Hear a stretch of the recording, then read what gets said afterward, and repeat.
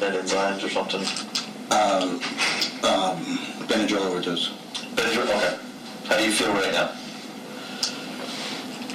Regarding health-wise? Yeah, I mean, I feel very sad and very upset that I'm still here and yeah.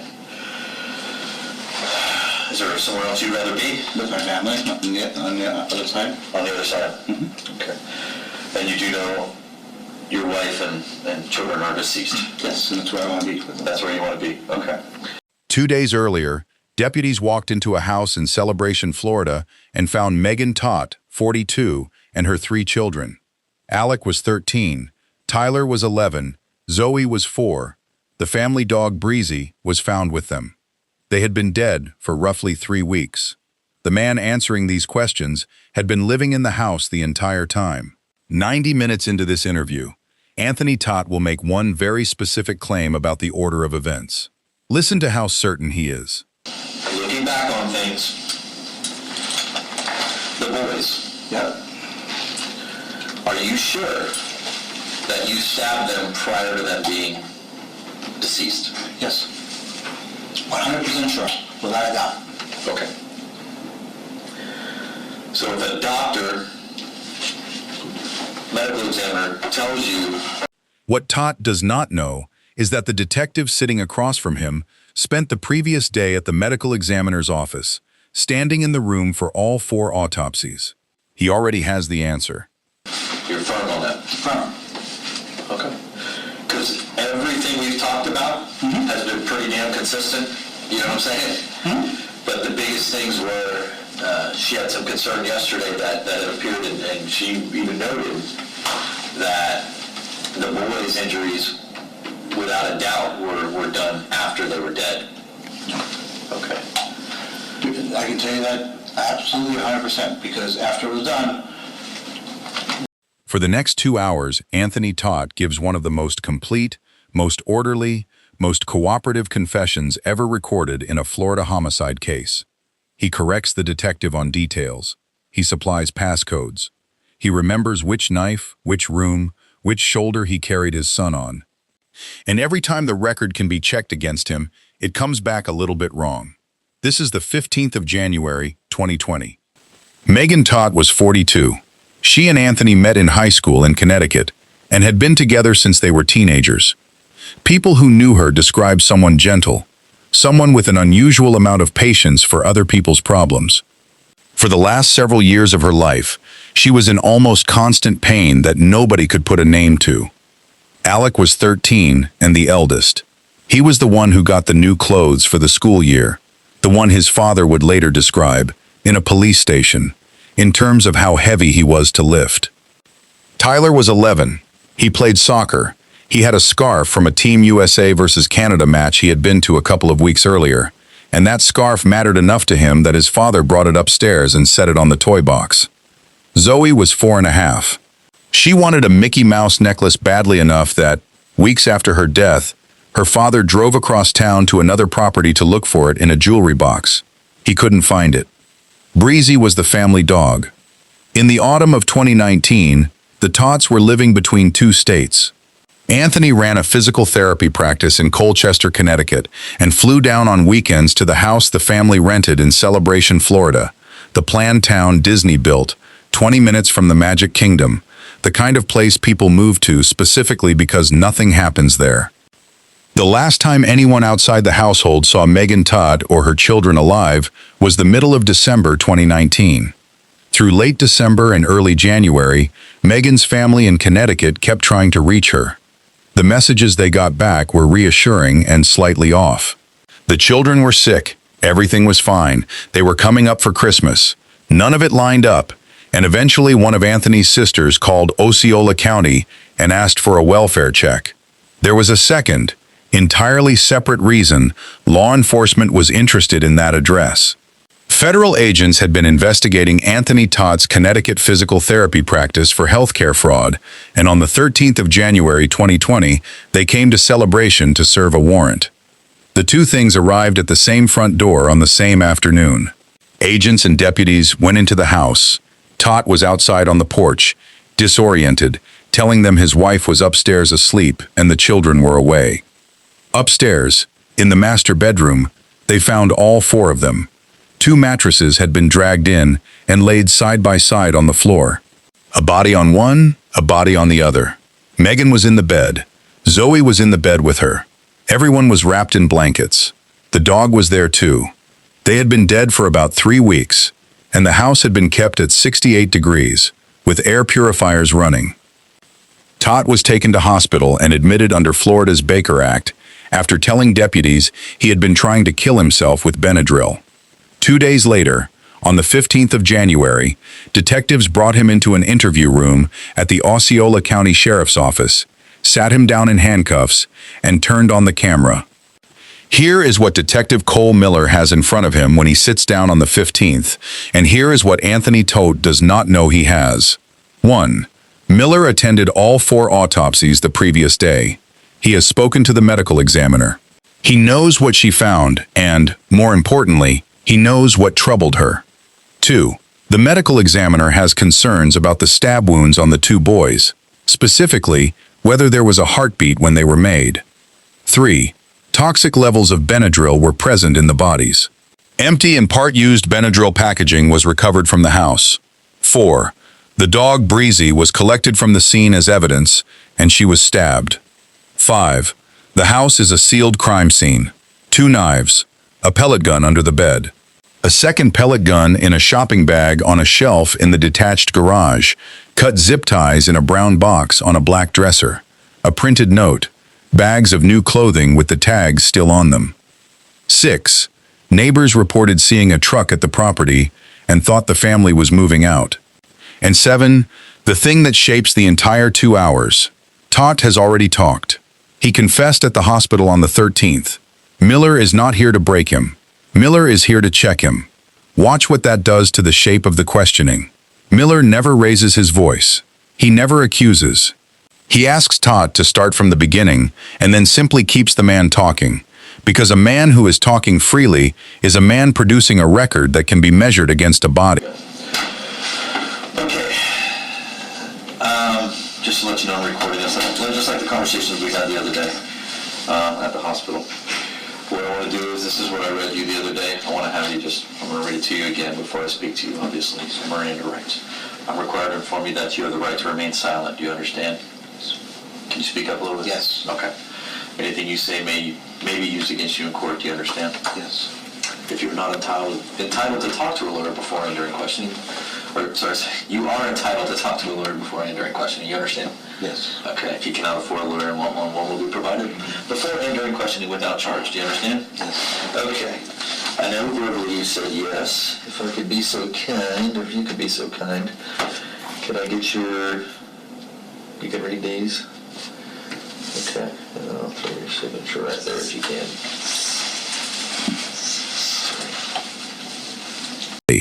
Miller reads the rights twice, once at the hospital, once here on camera, and says out loud that he is recording. He is not being polite. He is building a record that has to survive a defense motion 2 years from now. True, correct. Okay. All right. Okay. All right. I know we're speaking about our investigation, case number 29-004-299. What I'll have you do, obviously, you're in a set of handcuffs right now in the Osceola County Sheriff's Office. If I could ask you, could you raise your right hand for me? Do you swear that everything that we're speaking about today is going to be the truth and nothing but the truth, to the best of your knowledge, so help you God? Yes. Okay. All right.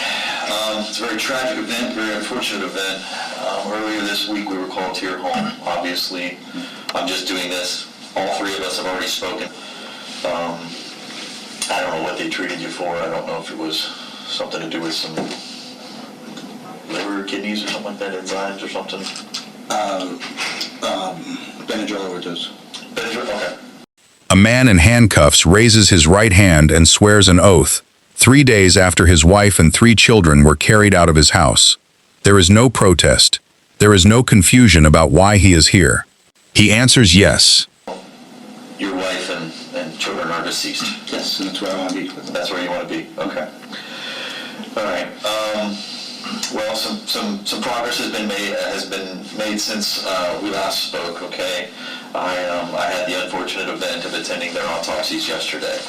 Okay. And we'll get to the kind of the details on that. There are some questions that I have based upon what I've witnessed yesterday and then what we've last spoken about. So just to clear my mind and go through everything, I'd like you to just start from the beginning, if we can.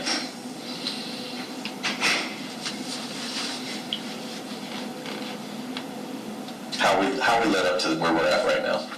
Okay. Okay. Okay. There it is, 40 seconds in, and it goes straight past him. I had the unfortunate event of attending their autopsies yesterday. Miller has just told Anthony Todt, plainly and without emphasis, that a doctor has already been inside all 4 of his family members. Todd does not react to it. He does not ask what was found. He starts from the beginning, exactly as invited. For a while, my wife decided, she began watching these videos, talking about the afterlife, talking about salvation, talking about how families go. Slow down a little bit right now. I'm just having a hard time keeping up with you too. I'm sorry. That's okay. Let's speak up. And in watching these videos and watching everything going on, she presented them to me, and I started watching them with kind of a uneasy, whatever. And the more and more we watched, the more and more I gained an understanding that there is more than this life here, a higher level of consciousness. And then we started researching, and then we started finding more about the world is coming to the end, the apocalyptic end, and that our families are going to be separated and enslaved, and to avoid this, to all go together. Okay? You mean die together? Die together, that's correct. Okay. Okay? So, The very first thing he does with an open microphone is hand the origin of the idea to his dead wife. She presented them to me, not we found. Not I found, she showed me. He will do this again. The pattern is worth counting as we go. okay? You mean die together? Die together, that's correct. Okay. Okay? So, because my wife's been chronically ill for a while, this really appealed to her, and because it appealed to me also, because she wouldn't be in any pain, family wouldn't be separated, there would be no more sorrow, no more heartbreaking, no more anything. It would be a salvation and everlasting life. Okay? So we kept doing our research, reading up things, meditating, and decided that, yeah, this should be a thing. This should be what we should do. Okay? We had sat down and talked with the boys and Zoe just on different things about, death and the way what would happen if mommy died, how would you feel, what happened if daddy died, what would you feel? And the consistent responses was that we don't want you to die, we want to die with you. Okay? So when did you guys start talking to the children about this? He is describing a conversation with a 13-year-old, an 11-year-old, and a 4-year-old, and he is presenting their answers as consent. Whatever those children actually said at that table, they were asked a question by the 2 adults who fed them, and one of those adults is now the only person alive to report what they said. We're in January now. No, it was before Thanksgiving. Okay. And your wife first showed you these videos when? She started watching them, or she first started showing them to me in April. April. Okay. And what was she using to watch these? Her Microsoft Surface laptop. And that's the one in the blue case? Yes, Okay. it's a flip, yes. All right. Okay, go on. So you talked to the children. Talk to the children, just to get a general understanding what they want to do and not. And they didn't want to live without us. Okay? We didn't point blank say we're going to die and, leave you behind, but, what would you do if mommy and daddy died? And we don't want to live without you. We don't want to live without you. Okay. In conversation with my wife, we didn't want to live without them either. We wanted to bring a whole family together and make it transverse together. Okay? So we were coming up with different things of how we could do this. We didn't know how we could do this because we're not violent people. Okay? Not violent people at all. First we said, Not violent people at all. He says it twice, in the middle of an account of planning the deaths of 3 children. And listen to how the sentence is built. It is not a denial of the acts, it is a claim about the kind of people they were. April is when he says she started showing him the videos. Before Thanksgiving is when he says they started asking the children. The killings happen in the 3rd week of December. That is an 8-month runway, and Miller now starts walking down it. Okay, not violent people at all. First we said, what if we, we started reading different things, or something came on TV about cough medicine. Okay, so could they have some cough medicine, try to put them to sleep, like overdose of cough medicine, just put them to sleep. And nice peaceful death. Okay, so my wife made a pudding pie, jello pie, froze it, nothing happened. What was in the pie? What was in the pie? Sleep, ease, these different things with drama, the stuff that puts you to sleep. You said you have a medical background, is that correct? I have a medical but not a chemical background. Not a chemical, okay. Yeah, I'm a physical therapist. Okay, so you don't have all the terminology and all No. that? Does your wife? She's a physical therapist, no. Okay. We look it up and... Where did you guys look this? I was just fixing to ask, where did you guys do the research at? We went honestly up and down the aisles of the Publix and asked the drug guy, I can't think of Pharmacist. Pharmacist, thank you.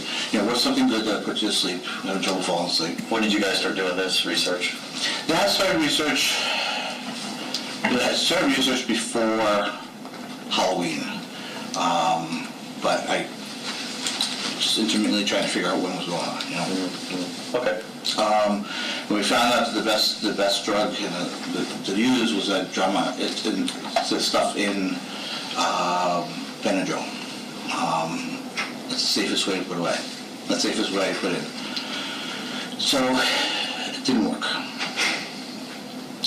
So we kept thinking, talking, and just researching different things. And finally, we started researching. We said, we're just going to have to do some sort of exsanguination.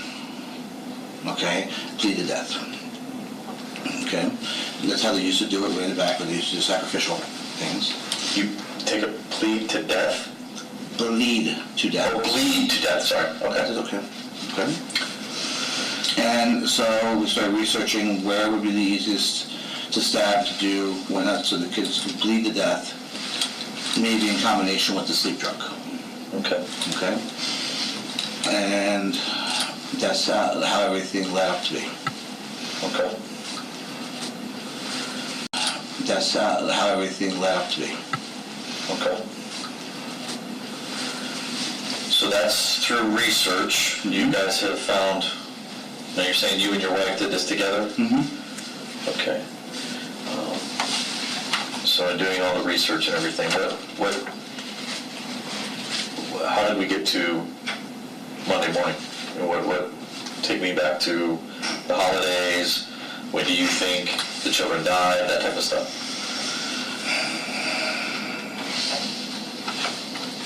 I'm still trying to remember when the children died. I can't put those pieces together. Yeah. And I'm sorry. No, you're fine.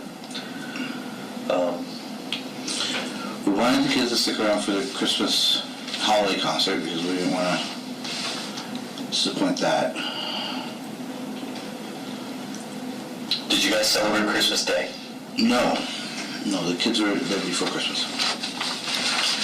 Because family is saying that that they spoke with Megan the day after Christmas.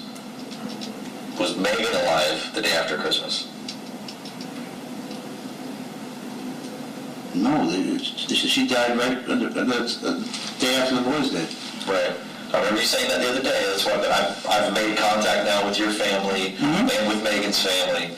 And so Megan's family is 99% sure that looking back through cell phone records and stuff that they spoke with her, not text message, they spoke with her the day after Christmas.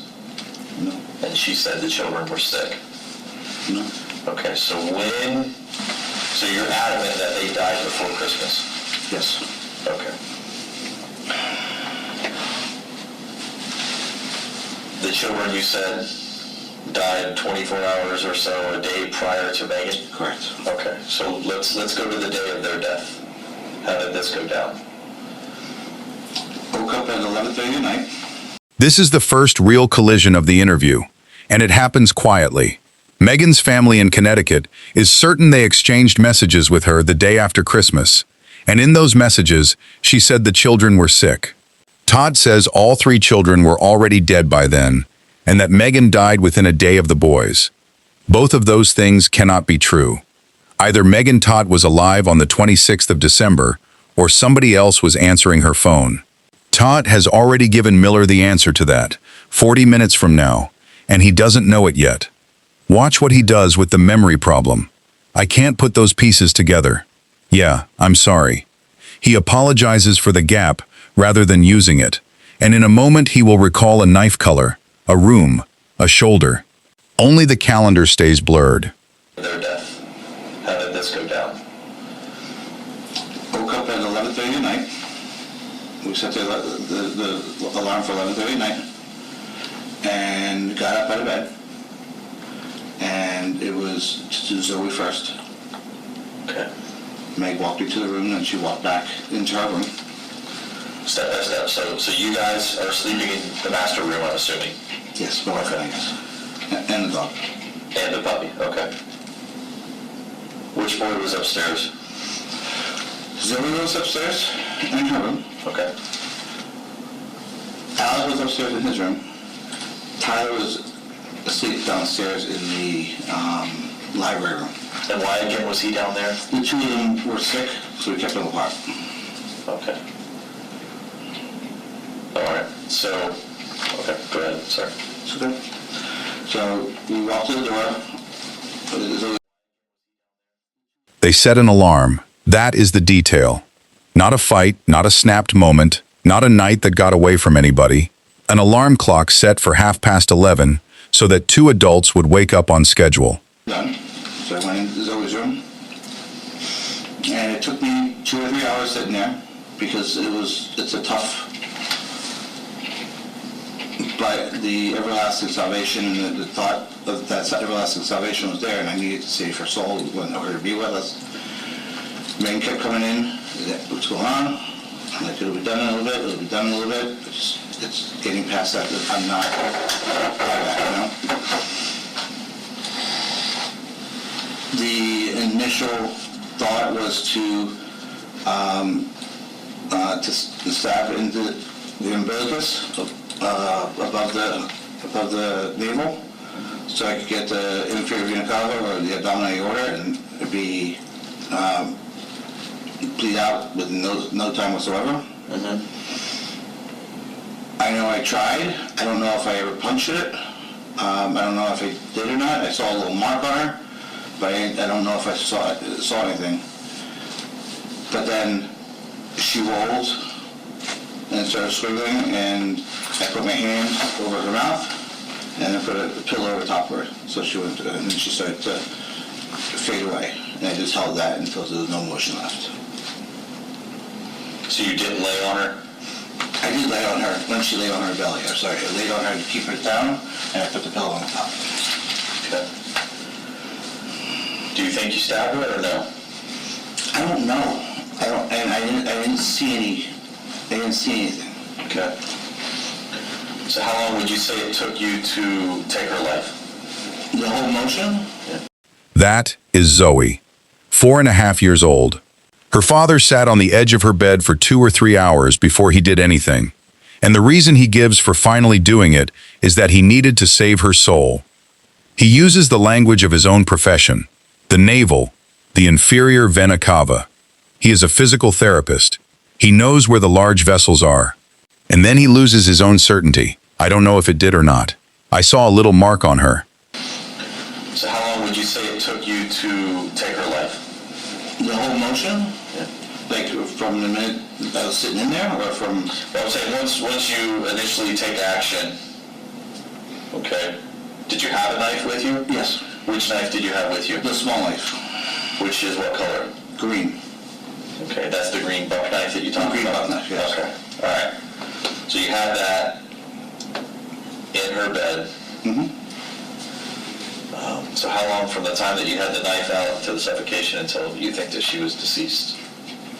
I want to say 10 minutes, 15 minutes, right around there. It seems like that light night took forever, so it's hard to really gauge on the time. Okay. And you said you used a pillow over her head? Yes. Was she face up or face down?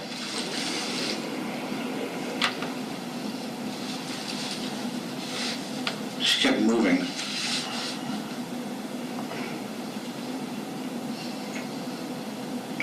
I think she was on her back with her head towards the wall, so in that way.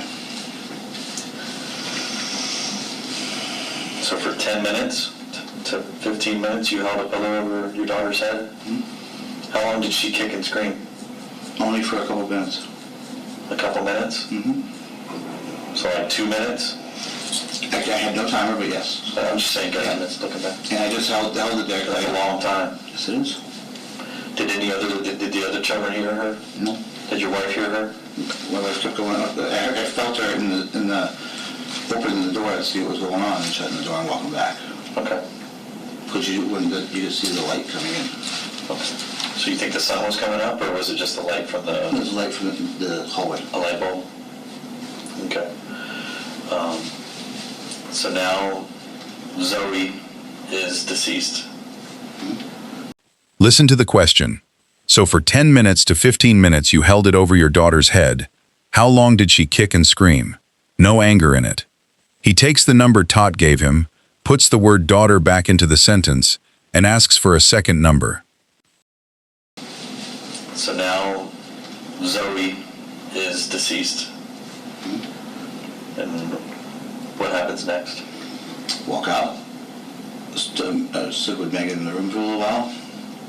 How was the body? How do you mean? How was the positioning? Where was the pillow? There was a pillow behind her head, and her hands were out to the side, and I made sure the covers were on top of her, just in essence to keep her warm. Did she have anything in her hands? No, I had put a rosary in her hands later on when I moved. When you moved the bodies? When I moved the bodies, yes. Okay, we'll get to that. And that was post-rigor? Yes. Okay. Sorry, we're getting a little bit ahead of us. No, that's okay. I'm getting ahead of myself, I'm sorry. Okay, so Zoe's gone. You and Megan console each other, whatever you guys have to do. Mm-hmm. And then what happens? We go into Alek's room. Alek's room? Yes. The one next to the... I made sure the covers were on top of her, just to keep her warm. That phrase, keeping a dead 4-year-old warm, is going to come back 3 more times in this interview, attached to 3 different bodies, and each time it is offered as evidence of care. And notice what Miller does with the phrase post-rigor. He drops it in like a scheduling detail, and Todt agrees, yes. A suspect has just confirmed he was handling bodies after rigor had come and gone. 4 words, and the timeline has an anchor. We go into Alek's room. Alek's room? Yes. The one next to the staff room, the one upstairs. One upstairs, okay. Yeah. And beforehand, we had talked about the aspect of she's got to hold his feet down, and I'll do the stab. How old's Alek? 13. Okay, so he's the oldest. Okay. Okay, so what happens? We walk in. He's on his back.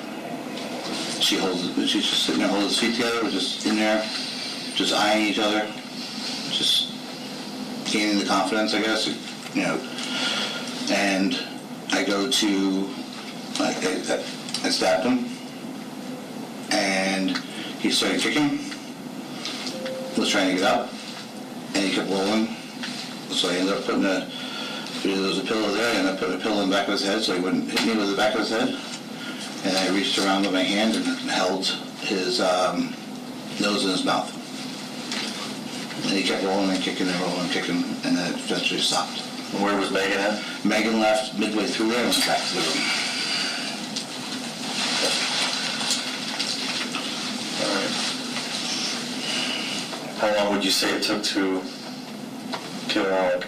That one I have no idea. It went quickly, but I don't know. And there was blood and everything in his bed? On his bed, yes. Where did you stab him?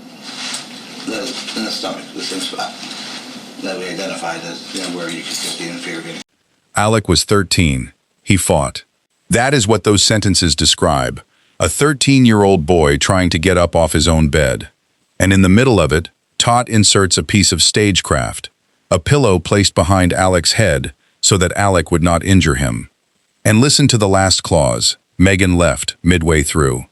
Every single time the account reaches a point of maximum physical difficulty, the wife exits the room.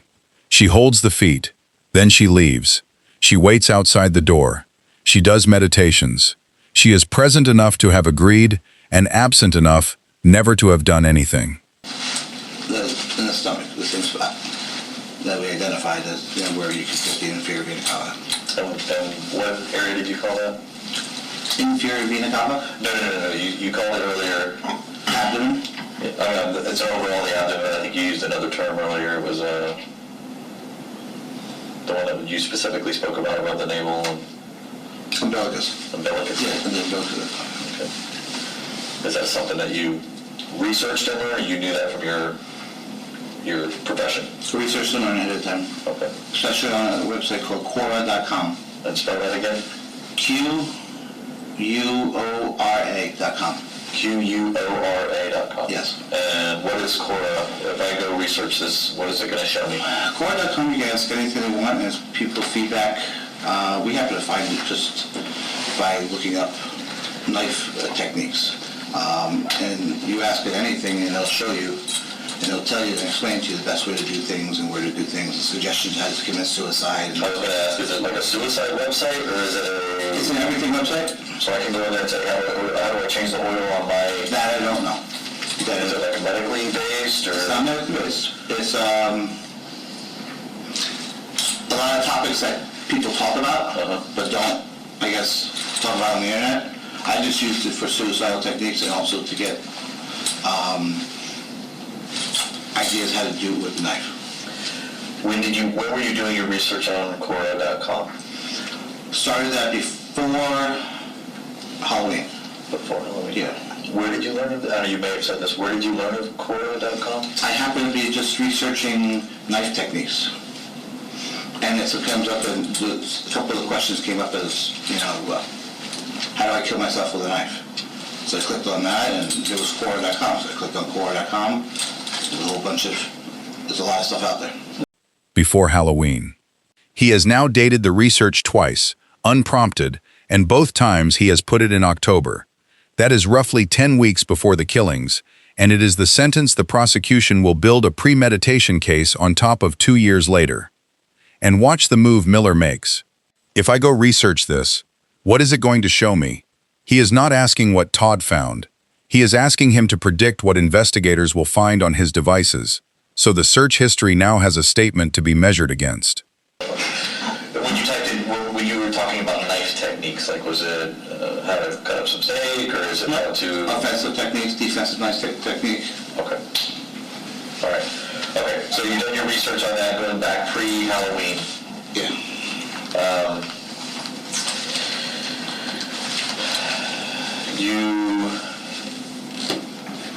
Did you have to create any type of accounts or anything like that? You go in, you ask questions. The suicide ones, when I was asked about suicide, once you clicked in 2 or 3 times, like the links, it asks you to verify your age through Google. Okay. So you can click out and just do 3 more times without. So you don't have to have like a login or a sign-in name or create an account? You can create an account, but you don't have to. You don't have to. Do you remember which device you were using when you were researching Quora.com? My iPhone. I don't know what the phone number for that is. I want to say it's 0742 or something like that. 0742? You mean the passcode? No, the phone number to it. For the iPhone? Yeah. What was the passcode for that one again? 5108. 5108? Correct. Just for your iPhone, which is what you did the research for Quora.com on. And also my black Surface tab. Surface tablet? Yep. When did you do this research on the tablet? intermittently between. Is there a login, or is there a sign-in, or, I mean, a passcode for your tablet? Passcode for my tablet is 75, it's a phased one, but I'm pretty sure it's 7577, capital G, lowercase ULA. .com? No, just tap it, okay. Yeah. All right. Okay. So, getting back to taking the... He hands over the passcodes, not under pressure, before he is really asked, and he corrects himself mid-answer to get the tablet code right, because he is worried about giving an inaccurate one. This is the behavioral signature of the whole interview, and it is worth naming now so you can watch it repeat. Anthony Todt is not resisting. He is assisting. Every answer is given fully and then supplemented, and he is the most cooperative person in a room that contains a homicide detective. Okay.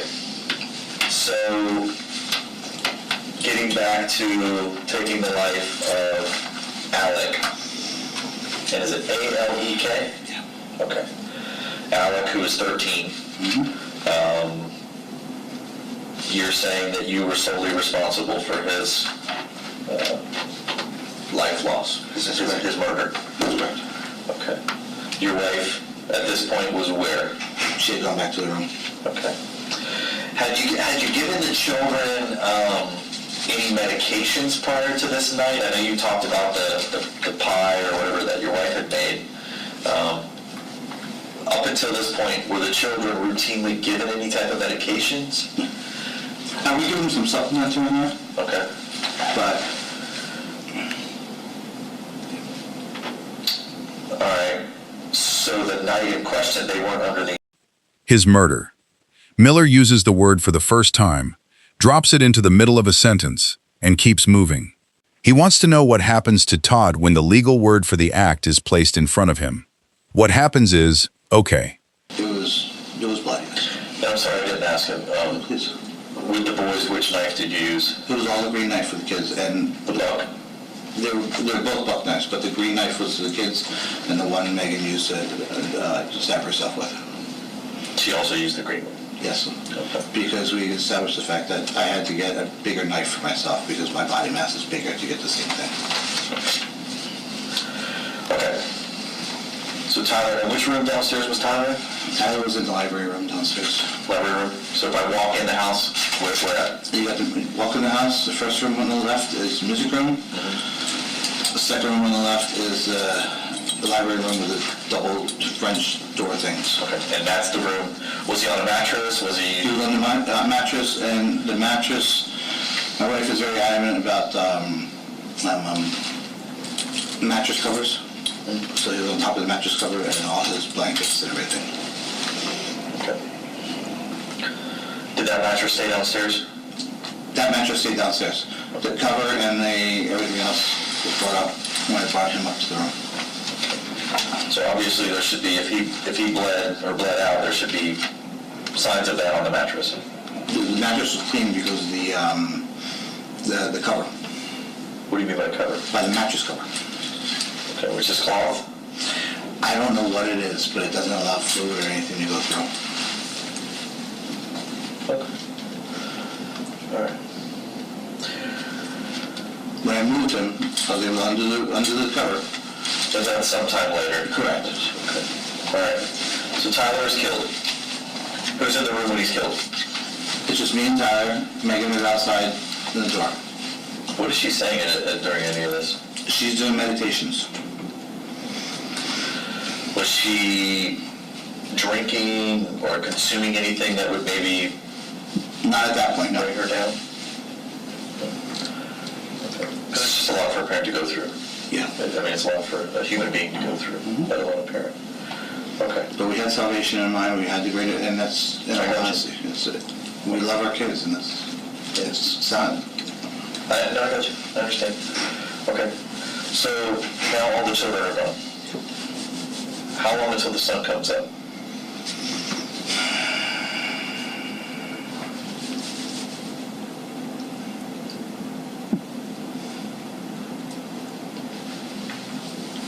I don't know. It might be about 5 o'clock in the morning.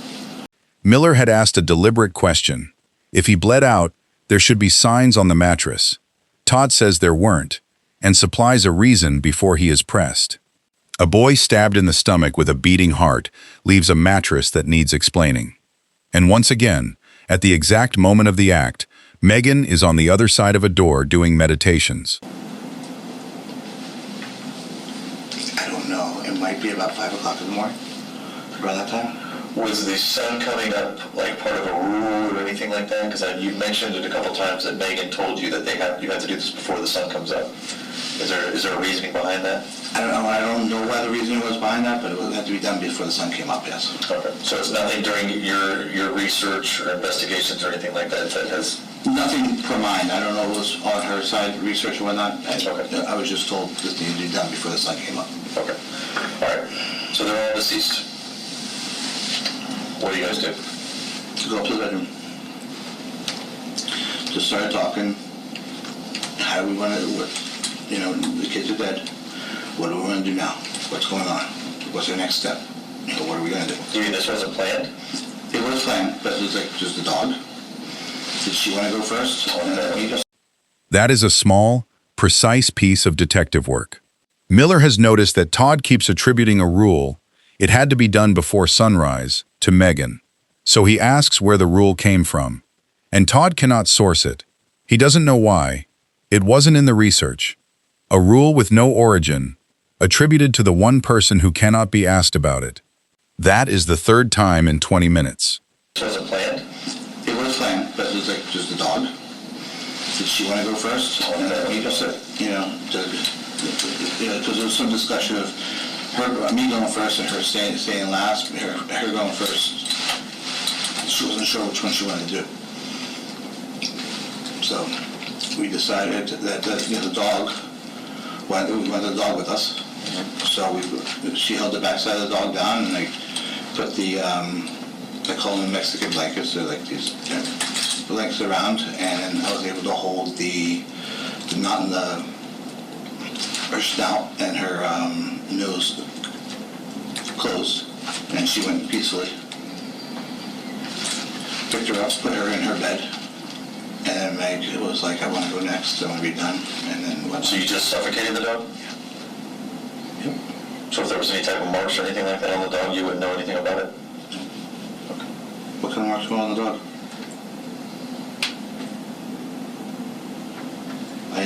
I just suffocated the dog. You didn't stab the dog? I didn't stab the dog. Was there stab wound on the dog?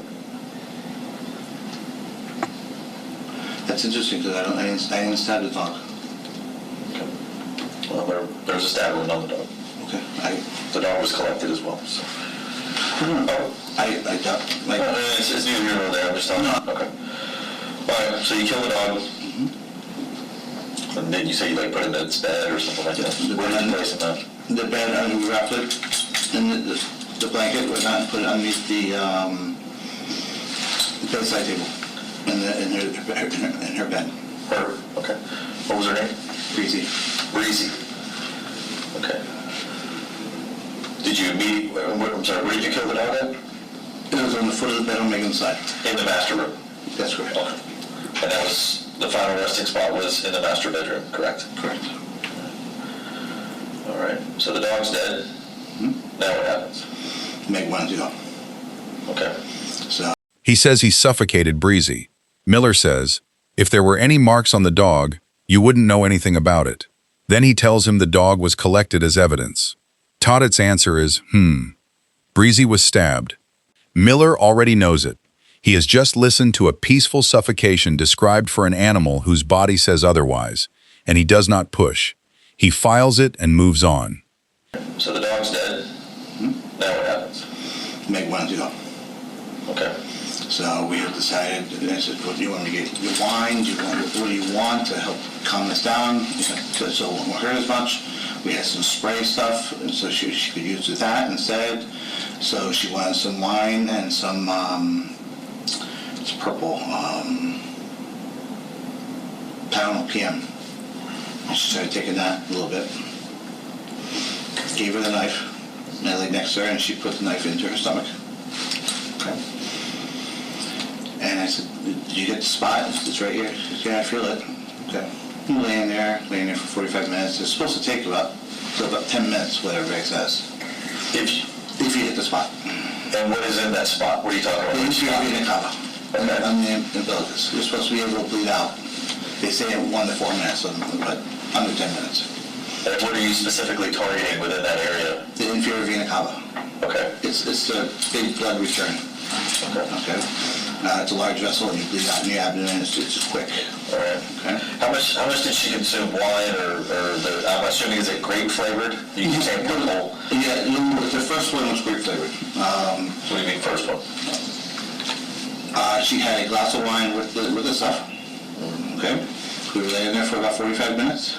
After she stabbed herself, she says, I feel nothing happening. Nothing happening. I said, okay, this isn't good.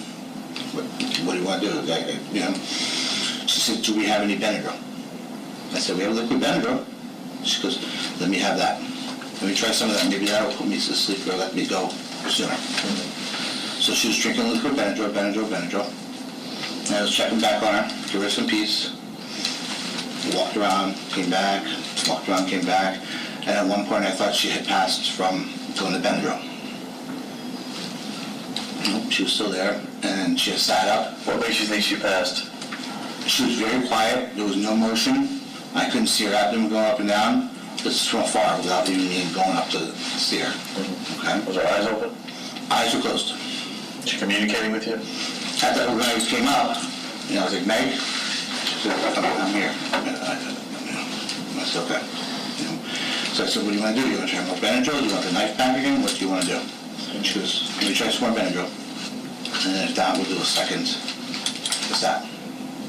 Okay. Give her a bunch more Benadryl. Like I said, let that settle in for a while. Settle in. When you say a bunch more, you got an approximate amount? I really don't. I know she was... she was a bottle? Yes. It was I don't know, there was a big bottle. Okay. Like a family-size Benadryl thing. She killed the whole bottle? In 2 different sippings, yes. Oh, okay. Okay. And that wasn't happening, so she decided to go through her liver. Okay. I pulled up the thing and the pad. This is the longest unbroken stretch of speech in the interview, and it is the account of Megan Todt's death. 3 minutes, almost no questions, and in all of it she is the one acting. She asks for the wine. She puts the knife in. She decides on the liver. Go through her liver. Okay. I pulled up the thing and the pad liver. We laid it out on where it was on our skin. According landmarks. And I said, it's right in this area. So, okay. And she, with 2 hands, pushed in. And you heard like a little click, as if it went through something. Okay, so I was like, okay, sounds like it went through the liver, that's good, okay. She pulled it out, she put the knife right next to her, and I just laid with her. And I laid there and held her, and we just waited. It seemed like hours went by and nothing else happening. I got up, I wanted to check on our boys and our little one, make sure everything was going okay in the house, everything was okay. Came back and she's sitting up at the edge of the bed. And she's cleaning the room. I'm like, what was she cleaning it with? There was one of my t-shirts. She had, I think she had a towel at one point. Okay.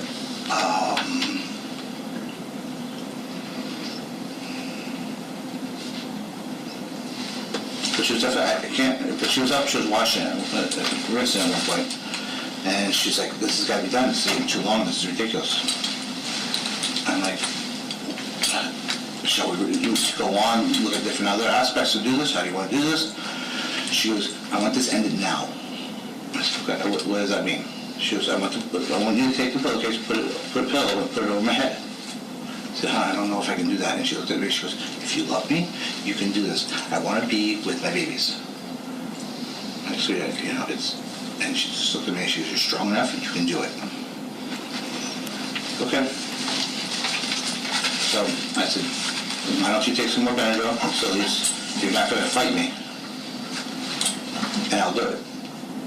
So she took some more Benadryl, and maybe about 15 minutes later, I came back in the room, I said, you still want to do this? And she talked to me like that, very far out, yeah, get it done. How much Benadryl would you guys have? I don't know. Did you have to go get any more during this time? So in that time, no. What other times did you have to? After that was If you love me, you can do this. He puts the last words of the account into her mouth, and they are words that authorize him. There is no way to test that sentence. Megan Todt is the only other person who was in the room. And then the line that is his own, "Why don't you take some more? You're not going to fight me, and I'll do it." He waits 15 minutes. He notes she is very far out. In his own telling, he made sure she could not resist first. No. What other times did you have to? after that was done, for me to commit suicide. So you had already prepared, I mean, you had enough to take care of the children and yourself? Or Megan? Megan and myself, for what we thought. How many bottles do you approximately think you had? We had 2 boxes of Sleepies, I know that, which is straight dimethyl, which is these little pills. We had 2 things of Tylenol PM, I remember that, which is a great purple one. And I think we had 2 bottles of Benadryl. These are big bottles. Family size? Yes. But getting through Megan, did she take it all? She ended up taking a lot more than what we had thought we would take it. So, So her numbers should be a lot higher results-wise, you know what I mean, like as far as toxicology. I'm assuming, yeah. Okay. Once she was cleaned up, you talked about wiping of the towel or something like that, did you see a substantial amount of blood or anything outside of the body? She kept the shirt on, I didn't look underneath. Okay. Did you see anything on the bed? Blue blood on the sheets, but then she changed, she wanted a different sheet, I remember that, so she put a different sheet down. So the old one should still be back at the house? It should be. Okay. So she tells you that it's not working, she wants you to suffocate her. Correct. Pillow. That was the gray pillow I think you kept talking about. It's a little gray rectangular pillow, yes. How big? It's like one of these head pillows. Like, Yes. That, 12 by... it's about the size of half of your case there. Not your case there. okay. Yeah. All right, so a small gray pillow should have Hold on, something. hold on, hold on. I want to make sure I'm telling you everything perfect. When she changed the sheet, she put a bunch of sheets on a bunch of stuff that was wet on the bathroom floor, and later on I cleaned up and threw that away. So the original sheet is there, I threw it away. Threw it away or washed it? I threw it away. Okay. So any of the sheets that were like found in like the washer or dryer or anything like that, are they related, involved? I didn't do any wash, I don't think. You haven't done any laundry since Christmas? No. Okay. There it is. I threw it away. I washed it. The sheet from the bed where his wife bled is the one item in that house he says he got rid of, and he says it inside an answer about something else. He does not appear to notice. Miller asks one clarifying question and lets it stand on the tape. Okay. All right. So, go on. Proceed. Sorry. It's okay. So then it came to me. Then Megan asked that I wait a day or 2 to make sure everybody passed, make sure the house was all set and that kind of stuff, and come. So that's what I did. I started the Benadryl. I tried hanging myself. The Benadryl you had to go buy more of? Correct. And that was where? I went to CVS 24 Hours, I went to Publix, and I went to Walgreens. There's one across by the Starbucks. That's CVS. CVS, so you went there. Mhm. The Publix is right there off of Blake, which is right there in front of Celebration. And the other one is where? There's a Walgreens right next to Five Guys in the little restaurant thing there. Oh, the new area. That's correct, yes. Okay. And this was the day after or so, or when did you start purchasing more Benadryl? About the day after, so yeah. Did you purchase anything else besides Benadryl? Alcohol, What kind? rum, and some more copla. So What's the one? The red one or something? it's umbrella, yeah. Okay. And I also thought that it might be easier, see, I'm not much about guns in the house, but I was reading on Quora that you could kill yourself with a pellet gun. Pellet gun? That's what I was reading. It hurt. Where did you shoot yourself? In the liver and the heart. I have 2 wounds. The liver and the heart. The liver the first time. It bled quite a bit. Didn't do anything, but I woke up later on. And We'll have it checked out, but we'll photograph it later. Is the mark still there? I haven't looked at it. I'm so We'll check it it's out. been forever. Okay. That was the last one. I tried the razor blade to the radial artery, which I told you I hit, but I didn't do it well in the tub. So it dried up. Zip tie around the neck. The only thing that did was irritate my glottis. I couldn't get it on the carotid artery because my neck is too big. So I tried to substitute that in with the towels with pressure points to go in the carotid arteries. I tried to set up hanging over the edge of the beds. Was trying to figure out how to go through and fall on the knife in the right direction to get it upward, up into my, throw my knife forward to get my,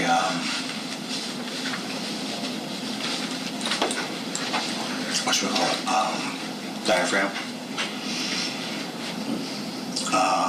Was also researching, but couldn't quite get to the femoral artery because the way how deep the femoral artery was. Where were you doing your research at? The internet. Well, I mean, what device? Every attempt is described as a technical problem with a technical reason for failing. The zip tie couldn't reach the artery. The femoral was too deep. The pellet gun didn't do enough.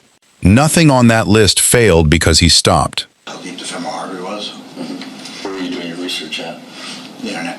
Well, I mean, what device? Meg's phone and my phone. Meg's phone. Okay, and which phone? Because I know you said you had 2. Hers is 6465, and that is, I think she had a pink case to it. Okay. Which phone was lost?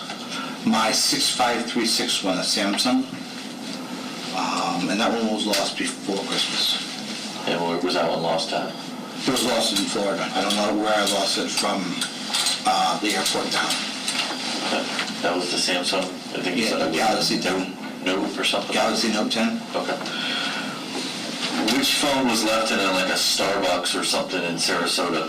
That one was that phone that was mine, and I went back and got it. Which phone? I don't know the number. You don't know if it was an iPhone or a Droid? It was an iPhone. It was your iPhone that you have now? It's still the same phone? Yeah. Okay. So you went back and got it. And I can't remember, was that when the family was still alive that you went down there to Sarasota? No. They were already dead? Mm-hmm. Okay, and you drove the van, the red van down there? Mm-hmm. Was there ever a white van or something involved? Was there a moving van, or did it appear you guys... This looks like housekeeping. It is not. Miller is building a device map, whose phone, which network, where and when. Because the person holding Megan Todt's phone after the 26th of December is the question this whole case turns on. Mm-hmm. Was there ever a white van or something involved? Was there a moving van, or did it appear you guys were moving at some point? Like moving out of that residence? That was just kind of what people were saying. I don't know if there's any truth behind it. No. Okay. Prior to the deaths, I mean, were you guys planning on moving out of that home? Prior to the deaths. We had planned to, I don't know. Okay, so like, did you ever get a rental truck or anything like that? Or, Yeah, they did. But when you guys moved in when? Or when? May. May? About 2019? Yes. Okay. So, somebody had said they saw like a moving truck or something out nearby on the residence? Near the house? Recently? Wasn't us. Okay. Alright, that's fine. No, wasn't us. So people were calling in and see people were saying, oh yeah, it looked like they were moving out or something like that, so. Okay. So you guys never had a moving truck. Alright, on to the next thing, sorry. So you drove down to Sarasota. We have a decent relationship. How about you and your mom? We're not very close, and that's why I had to really be really be evasive with her. Could she tell that maybe you were being evasive? She could, that's why I had to reinforce the fact that let's try not to be. Okay. Your sisters? My sisters just, they love me.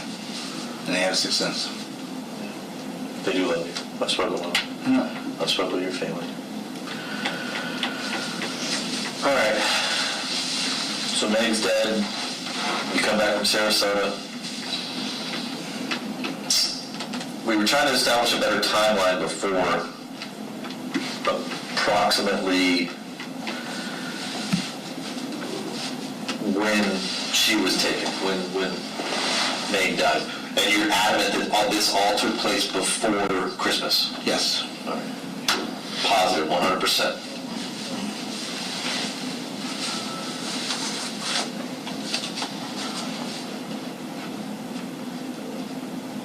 Yeah, before Christmas.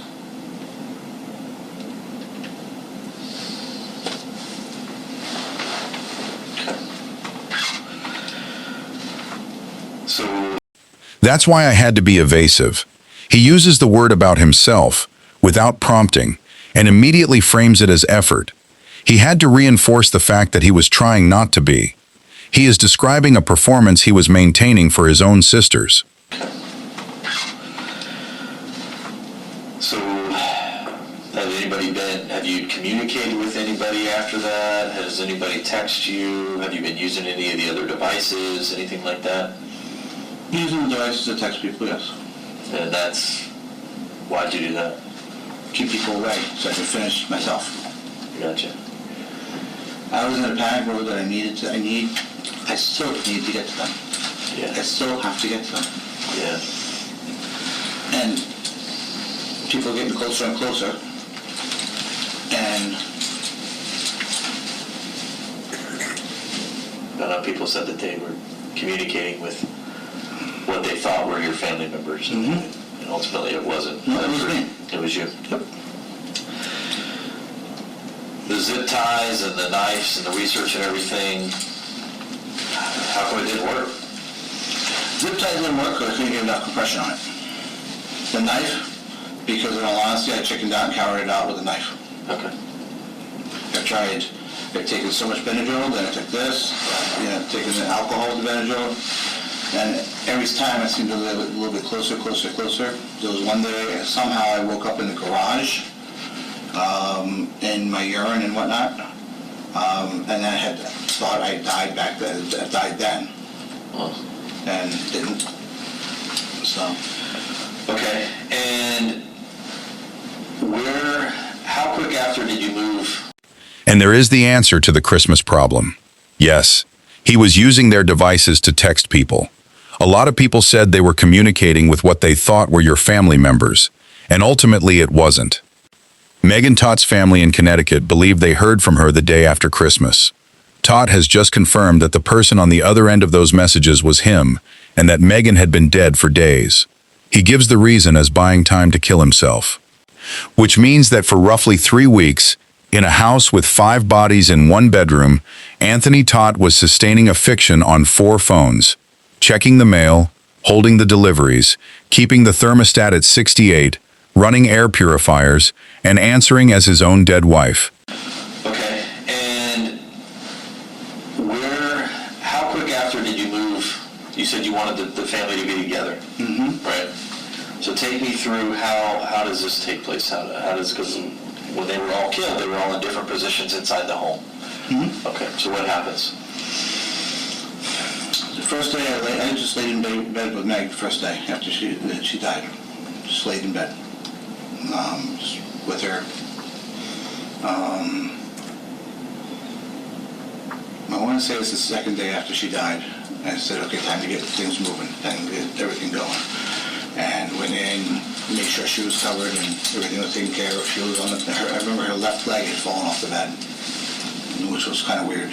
So I was able to move her left leg up and tuck her leg underneath to get her nice and comfortable. Moved Zoe in, put Zoe in. Before all this was done, we had the kids bring in all those little altar things. They were like favorite items or something? Yes. Like that? Okay. So I had to fix those because I knocked those over after I put Zoe up. Okay. Okay. So I fixed all that. And then it was which one do I do first? Do I bring Tyler over up, or do I bring Alek up? And I thought just because of my strength, and I wasn't too strong at the time right there, that I should get Tyler upstairs. Tyler he was the one that was downstairs. He was the one downstairs. He's 11. He's 11, yes. Okay. So I was able to get him up on my shoulders and carry him up a little bit by little bit. Okay. Then to back up a little bit, I want to speak about Zoe. Yes. So Zoe was in her bed. Correct. Had you speak about Zoe? Yes. So Zoe was in her bed. Correct. Had you checked, because rigor mortis was brought in, but you talked about it. Yeah. Did you check on her periodically to see when she'd come out? I hadn't checked on her periodically. I just knew she was in rigor. Just because I went to position her, so in my mind she had to stay warm. Okay. And her arms were outside, so I went to put her arms down to make her nice and comfortable. And I couldn't move her arms down. It's like, okay, she's still in rigor. So I brought the blanket above her just so that she'd be warm until I was able to reposition her. And when you say reposition her, when you're doing all this, is this still while she's in her bed, or had you already moved her to your bed? But she was still in her bed. Still in her bed? Yes. Okay. So when she's movable, Yes. and under the blankets and everything, at that point is when you moved her to be in bed with Megan? Correct. I upped the fitted sheet.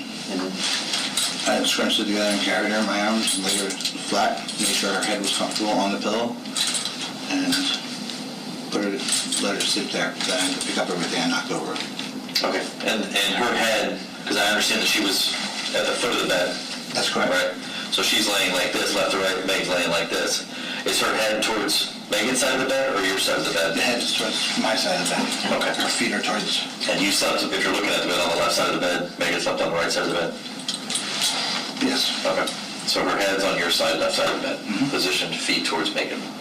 Correct. All right, wrapped up in a blanket. Correct. All right. Okay. So, He waited for a 4-year-old's body to come out of rigor so that he could arrange her arms comfortably. He covered her with a blanket in the meantime so she would be warm. He made sure her head was on the pillow. He calls it letting her sleep there. And listen to the level of recall. Which side of the bed, which way her head was turned, which way her feet pointed, what he knocked over and picked up. This is a man who told Miller 40 minutes ago that he could not put the calendar together. wrapped up in a blanket. Correct. All right. Okay. So, Tyler's next. Tyler is downstairs. Correct. You said that you were able to get him eventually upstairs to the room. So how do you do him? What happens? I moved his mattress from his bedroom because he wasn't on his mattress. Okay. Moved his mattress from his bedroom and put it on the floor. His bedroom upstairs? Correct. Okay. And picked him up and just carry him up at a time. His items or trinkets or whatever you call them were already in your bedroom? And what specifically did he want to bring with him? He wanted the scarf, the soccer scarf. Soccer scarf? Yep. And what team was that from? That was from the Team USA versus Canada game that we went to a couple weeks prior. Okay. Team USA. Okay. Did you position that on his body? No, I positioned it on the toy box itself. On the toy box? All right. You said something about your daughter's hands. What did you put in her hands? A set of rosaries, I think. Set of rosaries? How about Tyler? It was some kind of religious aspect, whether it be rosaries or some kind of something along that lines. Now, did you guys already have these items? Those are mine from collections growing up. Growing up? All right. Did you grow up in a church? I was a forced Catholic, yes. Forced Catholic? Yes. Okay. Understood. A soccer scarf from a Team USA match, set on a toy box in a room with 4 bodies in it. That is the last thing Tyler Todd asked anybody for. Did you grow up in a church? I was a forced Catholic, yes. Forced Catholic? Yes. Okay. Understood. Okay. So Tyler gets a set of rosaries. How is he positioned? He is on his, when I put him on, he is on his, like, towards his stomach. with his head towards the side. I just can't remember which. His head was facing, I think, back to the back of the wall. Back of the building, I'm not sure. Back, okay. Is he on his face? Is he on his side? How is his face? He's on the side. You have to look at his face. It's like, it's more so like right here. Okay. All right. And then that leaves, Alek. so take me through that. That one was tough because I had to get the mattress out from underneath him because I couldn't drag him on the mattress. So I took the blanket, his comforter blanket, put it on the ground, and we moved him to the ground. Then moved the mattress into the room. How did you move him to the ground? What do you mean? Picked him up and put him on top of the comforter that was on his bed. I put the comforter on the ground so he wouldn't be laying on the rug. Put that on the ground. Put him on the ground. Brought the mattress into the room. Made sure the mattress was set, and then put him on the... Did you have to like drag him by the comforter, or did you pick him up, or how does this work? I moved the sheet and the... Okay. I put the comforter on the bed, then I took the sheet, picked the sheet up with him, and put it onto the blanket, the comforter. Moved the bare mattress into the room, then I was able to pick him up and take him. I was adamant I did not want to drag him. He's my son. I did not want to drag him. So I picked him up the best I could. And little steps at a time I got him through. So you carried him? Carried all the children? Yeah. Okay. That's just something that you wanted to do as a parent? Versus dragging them? Right. Yeah, the ultimate respect to them, I understand we have different opinions about it, but the ultimate... I can see it. You don't want to drag them like a piece of... No, it's not a piece of meat, it's my son. Absolutely. Okay. So you get him positioned, you get Alek positioned. He's my son. I didn't want to drag him. This is the most emotion Anthony Todt shows in 2 hours, and it is not about killing his son. It is about how his son's body was moved across a floor. The dignity he is defending is the dignity of the transport. Okay. So you get him positioned, you get Alek positioned on the mattress. Which way is he positioned?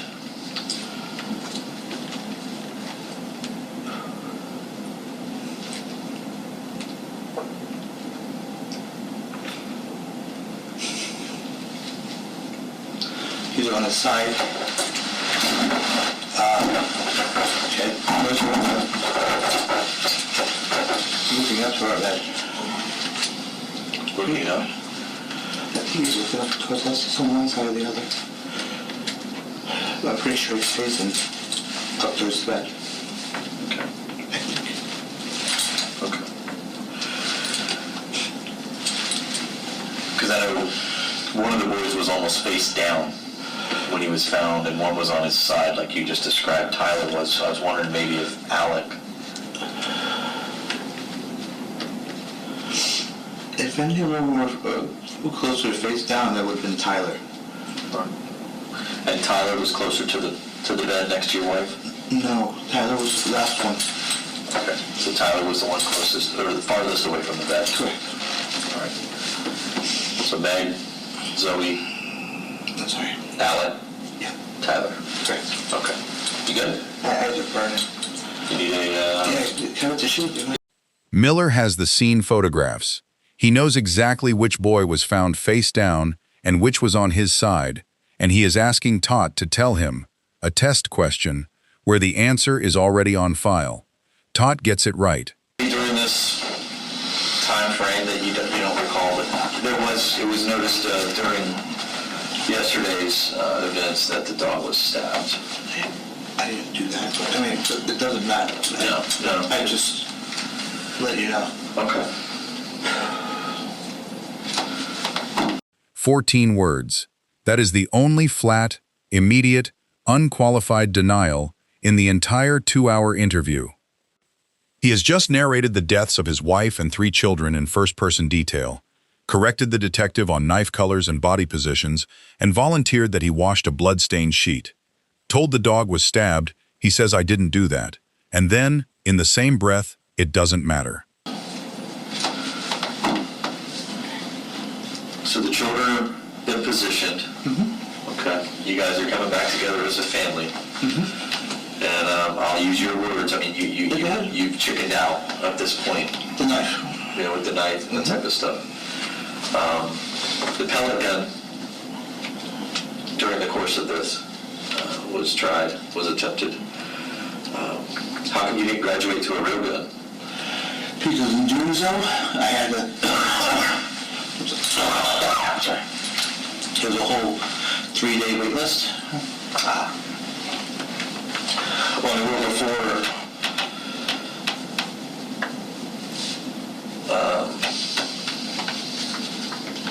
I mean, just some days have passed. I mean, it wouldn't have been a bad idea. Every back on it. It's one of those, it'll happen this way, they'll do it this way. Sometimes when I took the Benadryl, I seriously went to sleep for like 2 days. It seemed like 2 days later, you know. And Where would you sleep at? either next to Megan in the attempt or somewhere in that room. Sometimes right on the edge, on the floor down there, Okay. between the bed and the window. And every time I said, well, let's try it, and it's like, well, now I got to depend on that, but we can get done quicker, and then, The tower was on during this time frame? yes. Where'd you guys keep the temperature? Do you remember? I don't, but I want to say, because I was in charge of it, because those over there, 68. Cool. Yeah. Okay. Up in the room, I think there was like some, I don't know if they were humidifiers, I don't know if they were moisture, what were those? Those are air purifiers. Air purifiers. Were those there prior to? The white one by the window was there, because we kept the air purifier going, because we both have heavy allergies. The black one I brought in from the boys' room, just to keep going. Then we use candles and that kind of stuff, and I did sage smudges and that kind of stuff. For what? Sage smudges allow for spirits to pass on and that kind of stuff, so I wanted to make sure no one kept still. Candles were for the same reason? Yep.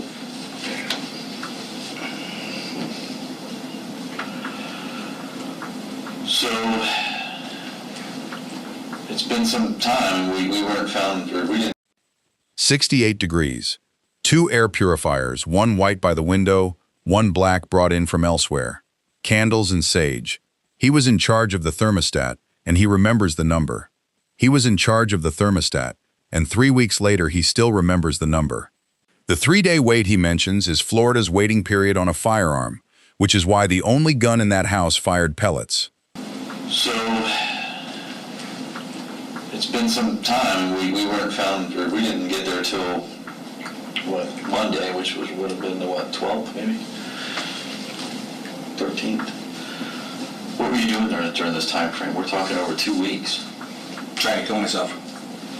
Were you leaving the home? Were you going over to the other place in Georgetown or whatever it is? I went over to the other place once because my daughter really, really, really wanted her Mickey Mouse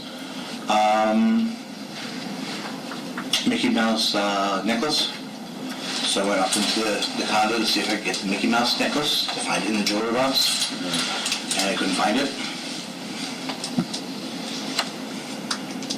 So she didn't get it. Now, was that the only time you left? No, I would leave every time I would be up until I need to go get either more alcohol, more Benadryl,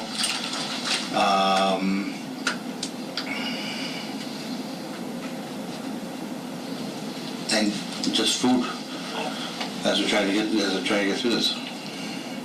Publix or fast food or? Fast food, unfortunately, but I went to McDonald's once or twice. Okay. Were you checking the mail? I checked the mail also, Okay. to make sure everything was, bringing in stuff so that nothing would lead to suspicion out in front. Okay. Deliveries, Pulled them boxes. in because I didn't want anything to be seen during my being unsuccessful time after time after time. Yeah. So there was like a pile of boxes and stuff like near the door? Were those like presents or what in the world was all that? Pile of boxes in the door. Yeah. So the people at the scene were telling me that there was like, it appeared like almost like Christmas presents. Did the kids get to open Christmas presents? No, they weren't alive for Christmas. They were not alive for Christmas. Okay. He drove across town to look for a Mickey Mouse necklace for a daughter who had been dead for weeks because she had wanted it. He couldn't find it, so she didn't get it. Present tense, as though the disappointment were still ongoing. And the unopened Christmas presents in that house are the plainest physical fact in the case. They were not alive for Christmas. The presents never got opened, and Megan's family were being messaged the day after Christmas. So during this past weekend, the power was shut off, is that right? Sometime this weekend, yes. I'm not quite sure when. Okay. Recollections were, I don't really know, I'll be honest with you. Did you often sit out on the front porch? Often sit on the front porch? No. Because the day that the agents and everybody were there, you were seen out on the front porch. No, I don't know why. I don't remember that morning really, like how things matriculated. I just remember I pounded the door. And just hours before, I'd already fallen down those stairs once before. So, Why is that? my legs gave out, probably because I was so OD'd on Benadryl or dehydrated. I was peeing brown. So I was probably just so dehydrated there, so whatever. Okay. But I don't know exactly how I got, like I said, I remember hearing the door knock. So it was this fast knock. I was like, okay, so I came downstairs, and for something was telling me somebody was coming, and I did not know what the whole deal was. The night before, I remember feeling like the house was being surveillanced. You know, seeing all these red and green knots and things. I don't know if it was, I don't know what closet it was. But I came downstairs and I opened the door and no one was there after the knocking because it took me for a while to get down there. That was the night before? No, that was that morning. Oh, that morning? Yeah. And after that, I don't have much of a recollection of, except a bunch of guys coming in, and I don't remember. Okay. I don't know why I was sitting on the front porch. Yeah, I guess you were seen out on the front porch and then they went and made contact with you inside or something. And then I also remember seeing Megan out there talking to you guys, which wasn't true. No. No, I know, but I'm just telling you what, you know, it's like, so I don't, that's why I don't quite. But now that it's been a couple of days, you probably have a better recollection of what transpired that morning. I don't have too much of a recollection that morning, honestly. Well, I mean, looking back, I mean, I can tell you now she's deceased. No, I know. So we know she wasn't talking. Correct, yeah. So do you remember when they come in the house, do you remember what you told them? No. Okay. All right. I know. All right. Now the recall collapses. Every detail from the night of the killings, knife colors, pillow positions, which shoulder, which side of the bed, was delivered without hesitation. The morning the police arrived is a fog. And there is one thing he does remember clearly from that morning, that he had told the deputies something which wasn't true. He remembers the lie. He does not remember the day. One thing that just popped in my head, I'm sorry, it's what all was purchased at Academy Sports? The two knives. Were they the only things you purchased that day, or what? They're intermittent days. You didn't purchase them together? No. The green one, when did you purchase it? That one was purchased right after Thanksgiving. After. How about the other one? The other one, sometime afterwards, before Christmas, because Megan and I were going over what needs to be done, stabbed and where, and she made a comment to the fact that the green one wouldn't even go through me. So you went and got a bigger one? I had to get a bigger one for myself. Okay. So there was like a whole bunch of items that appeared like they came from Academy Sports, like with a bunch of the SKUs still, with tags and stuff like that. There was like a bag of stuff. Do you know what I'm talking about? Like some clothing articles and that type of stuff? Pick me a clothing. I remember I picked up 2 fishing lures, I think it was. All right, ladies and gentlemen, we've been going for some time. We're going to take a 2 knives, one bought right after Thanksgiving, one bought after that, before Christmas. Both purchased in the window he has already told Miller the planning was happening in. And the reason he gives for the second knife is that the green one wouldn't go through him, because his body mass was larger than the children's. That is a purchasing decision made on the basis of anatomy. After the recess, Miller changes gear. He stops asking about the night entirely and starts taking an inventory, every purchase, every receipt, every object in that house. This is where the case is actually assembled. The boys wanted to go do some fishing of some sort. So we figured, if we had time beforehand, we could go check out the 2 lures. And then I picked up the 2 pellet guns on 2 different occasions. 2 guns on 2 different occasions. 2. One at one occasion, one at the other occasion. Okay. How many times did you frequent Academy? No. Sorry. I might have gone there 4 times or 5 times. Did you go alone? The clothes, I know what you're talking about. There's clothes in the back of the van. We had picked up a bunch of clothes for Alek. Okay? Because of upcoming events and that kind of stuff. Yeah. And we weren't quite sure when everything was going to occur, so we had a bunch of clothes purchased for him. All right. And did you guys know it was a family when you guys purchased that? No, it was just Megan and I. The kids were home with Zoe. And during any of the trips when you were buying fishing lures or anything like that, were you guys with the kids? No. Okay.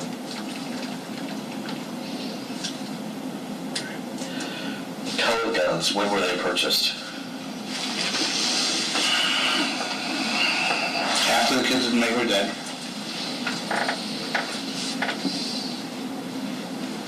Let's see, right before Christmas or right after Christmas, right around that time.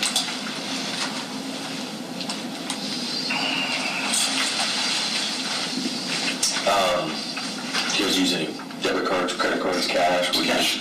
Cash? Mm-hmm. When's the last time you used a debit card? Or a credit card? Don't know, because I haven't needed to. We purchased those clothes on credit card, I remember that, the Bank of America card, but after that, we had cash around, so we just decided to use cash. All right, so prior to their deaths, you guys were already using cash? Mm-hmm. All right. You said you used the Bank of America card for the... Listen to what he just said about the clothes.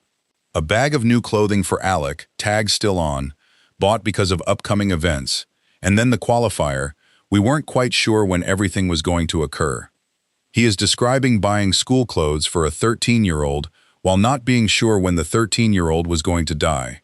Both plans were running at the same time, out of the same wallet.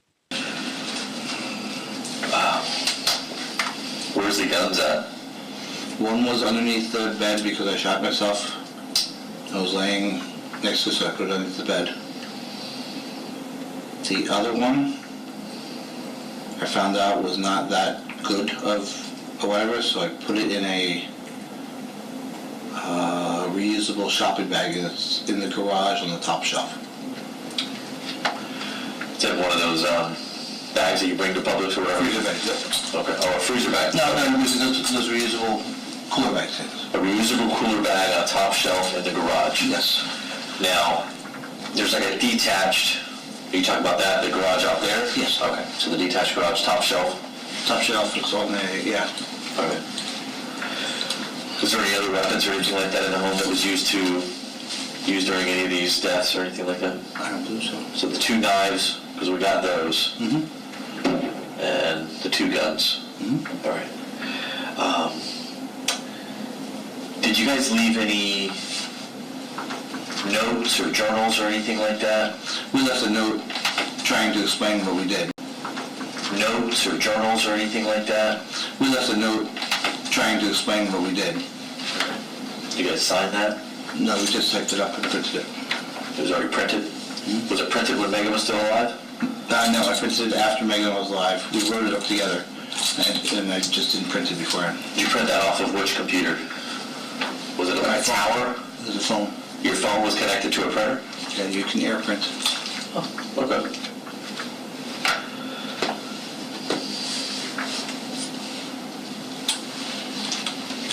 So that there would probably be record or something on your phone of that. If I saved it. I don't remember if I saved it or not. What kind of zip tie? The note was printed after Megan Todt was dead. He says they wrote it together, and he printed it afterwards, which means the only person who can confirm the co-authorship is the person it was printed about. Saved it. I don't remember if I saved it or not. What kind of zip ties did you try to use? They're about that wide, and they're long. Pretty industrial. Where'd you get those at? Celebration Hardware. Got like an Ace Hardware or something like that? Celebration Hardware? Yeah. Where did you buy those? I bought those not for that purpose. I bought those for the sofa because we had trouble with the sofa keeping together. So I bought that for that. How long ago? Beginning of October. And then afterwards I just looked at it and was like, I could use this for myself. Yeah. Did you physically put one around yourself? How'd you get it off? Walked into the bathroom and I have what my wife calls the industrial strength toenail clippers. And was able to cut it with that. Okay. Where's that zip tie at? They were all, I tried it multiple times. The pieces of them I kept in the box on top of my dresser. What kind of box? It's just a brown box that had soap in it. Okay. And I just piled them there. I was trying to keep the place neat. So the used zip ties that were around your neck are a brown box. In a brown box. In a brown box on top of your Black dresser. black dresser inside of your master bedroom? Okay. All right. Anything else that was used? Any type of straps? He collected the cut zip ties. Each failed attempt produced a piece of plastic, and each piece was gathered up and put in a box on the dresser. Because his words, he was trying to keep the place neat. That box sat on a black dresser in the same room as 5 bodies. Every failed attempt in this house produced an object, and every object was kept. The cut ties in a box, the pellet gun in a shopping bag on a garage shelf, the other one still under the bed. He tidied around all of it. All right. Anything else that was used? Any type of straps or ropes or I had anything like like that? a strap that I was going to use. It's a, Gunning used or used? I tried using it Okay. for setup purposes. I hadn't gone that way yet. I was going to give the Benadryl and whatnot another try. Those tensioner straps. We talked about it the other day, ratchet straps. We did talk about it. Yeah, we talked. You mentioned it the other day. I just didn't know. Just trying to run through things. It's okay. I was either going to put it on the hinge of the door, put my feet against the door and lean forward, or do the same thing up in the bed, able to hitch it Did you up. wrap that around your neck? Like trip test it? What color was the straps? Red. Red straps. Where are they at? The tensioner, that there. Yeah, the ratchet strap. Yeah, there's one. Okay, where's it at? It's up on my side of the bed, hanging on the headboard. Okay, so it's hanging from the headboard.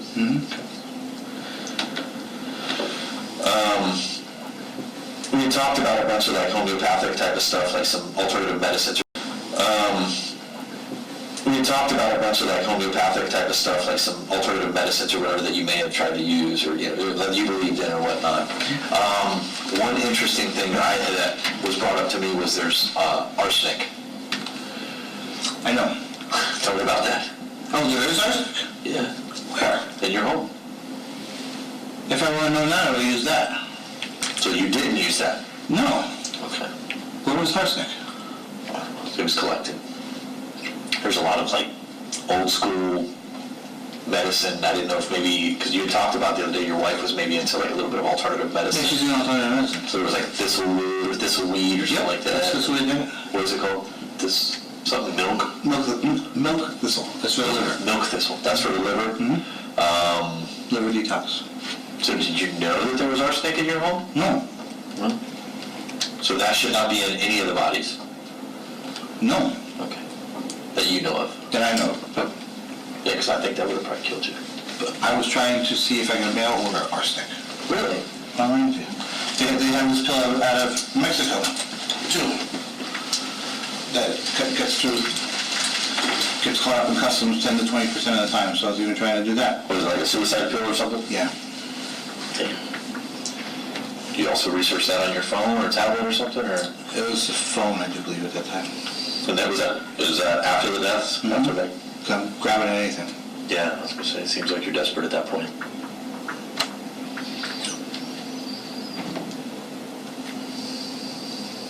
All right. For 80 minutes, Detective Miller has not contradicted a single thing. Now once, he tells Anthony Todt what he thinks. Watch how carefully it is built. He separates the man from the account, gives him 3 explicit outs, and only then puts the problem on the table. What are you most upset about? That I'm here. That I'm not with my family. Let me see the list here of this. So, I've been in constant contact with the family, with your family, your living family. And there's some things here that I'm gonna try to answer for them, okay? Because you've upset a lot of people, okay? And I'm not gonna get into your beliefs and everything like that. You and I both agree that we don't have the same beliefs, all right? I'm not discrediting you, I'm not saying that you're a bad person or anything like that, but there's just some things that I don't believe, all right? Did you guys, since you guys seem very planned, this is very methodical, other than the fact about you taking your own life, which I'm still kind of questioning, because you guys, if you had such a method and you've done your research over this time, I don't understand how you get to the killing of the children, and then you and her have to take some time to see, like, okay, what's going to happen here? Am I going to go first? Are you going to go first? It just seems like to me that you guys would have a set regiment, like, okay, before sunup, the children have to be gone. The next day, we're going to console each other, do this. Then you go first, then I go, and here's how I'm going to go. Now, you've already said that you chickened out, but it seems like to me that you would have already had a plan. Like, you would have said, okay, well, here, I'm going to use this knife, or I'm going to use this gun or something. It seems like that just doesn't make sense to me. Okay? I understand And that. I'm not getting upset or anything. I'm just telling you as it is. And I appreciate that. Did you guys have any rules in place? We had a rule in place some time ago. Okay. I don't know if it's up to date. It was made like 6 years ago. Okay. And That is the whole prosecution theory, delivered in a police interview room in January 2020 by a detective who is not raising his voice. The plan was methodical for everybody except you. 8 months of research covered 3 children and a wife, and stopped. And Anthony Todt's entire response to being told his account does not make sense is, I appreciate that. No defense, no new detail, no irritation. He thanks the detective for the observation and answers the next question, which is about a will. It was made like 6 years ago. okay. And are you supposed to have your parents go over things, or who's kind of left in charge to take care of what you guys have, or as a family? I mean, who's supposed to step in?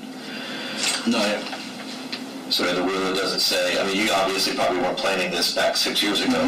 This is something from 2019. We left a note on the death table, hopefully when you guys have found us, saying, when you find us, this is the person in contact on Cindy, Cindy Copco, and this is where the car is, this is where the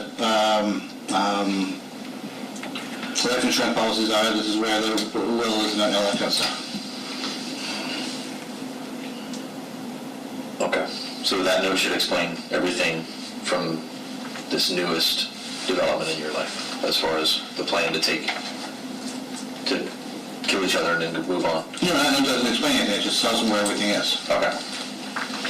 To contact Aunt Cindy. Well, yeah, That's Megan's Aunt Cynthia. Megan's name, yep. And what's her last name again? Kopko or something like that? Her main name is Copco. Yeah, okay. All right. So some of this stuff is for the family. Okay, both sides. Why was Tyler? The note does not explain anything. Todt says so himself. A document he describes as written jointly to explain what they did turns out to be a list of where the car is and where the insurance policies are. Some of this stuff is for the family, okay, both sides. Why was Tyler saying he wasn't returning to school this semester? He might not have been returning to school, his school that semester, because he might have been going to Montessori school. Montessori school. Yeah, he might have been going to a different school. Okay.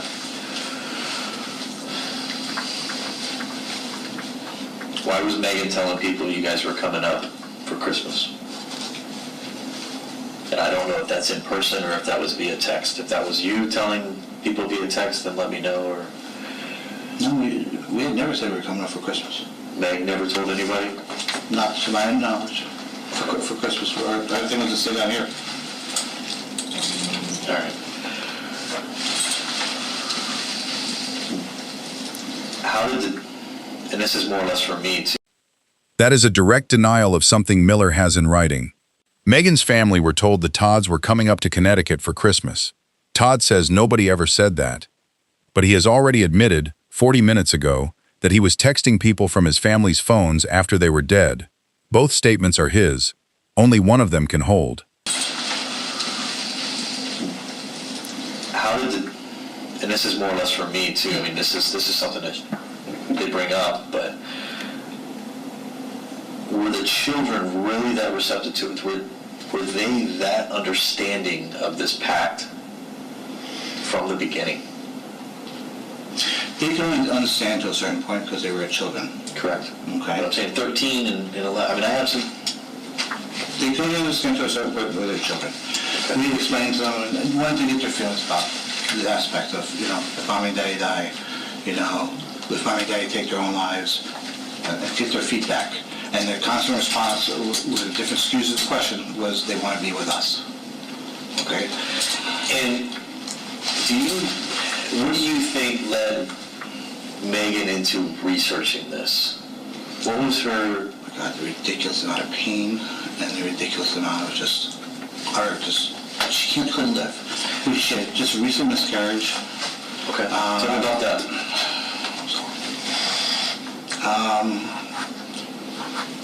We had one miscarriage before when she got sick. What was that? They didn't understand to a certain point because they were children. He says it himself out loud and then continues to describe their answers as agreement. Alek was 13, Tyler was 11, Zoe was 4. We had one miscarriage before when she got sick. What was that? Let's see, Tyler's 11, so that would be about 8 years ago. So she had a miscarriage. Where were you guys at 8 years ago? We were living in Connecticut. We just vacationed down here. You guys bought that Georgetown a while ago, didn't you? 2005, yeah. We bought it and then we were expecting Alek.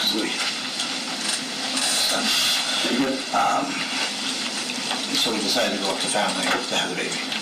And that increased family tension beyond belief. Okay. So she miscarried about 8 years ago in Connecticut. All right.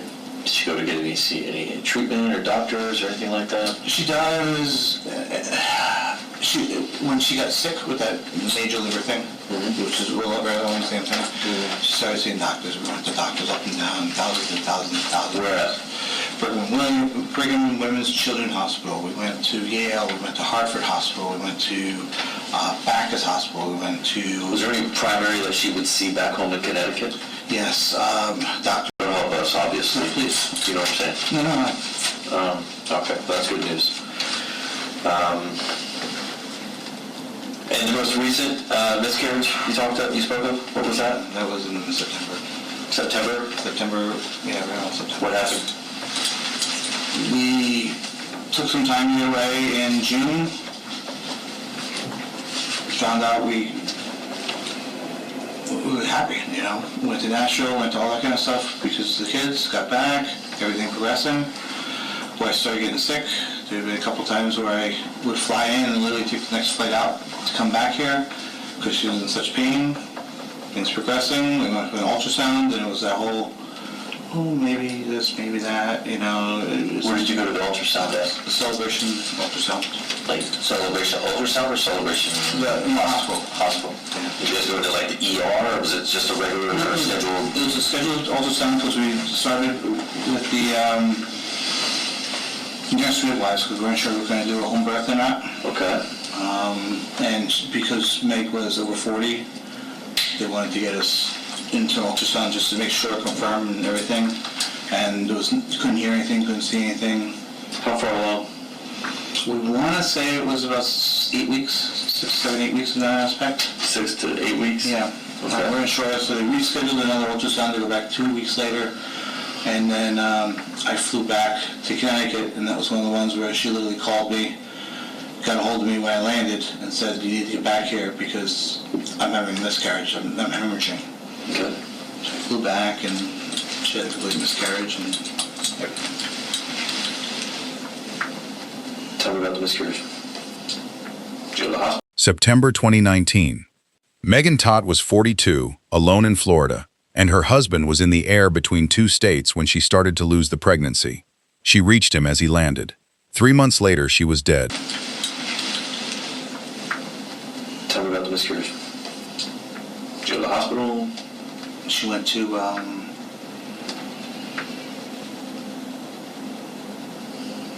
her nurse midwife, sorry. Nurse midwife, where at? I'm trying to remember.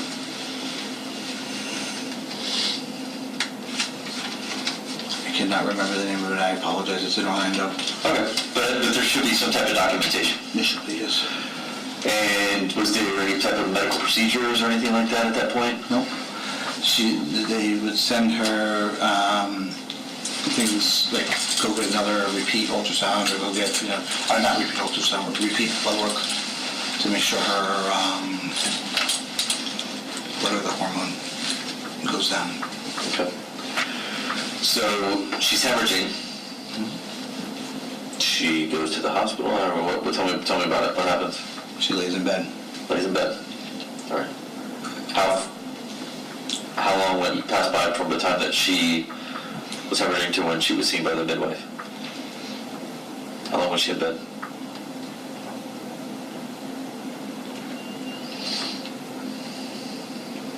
I don't know. I'll be honest with you.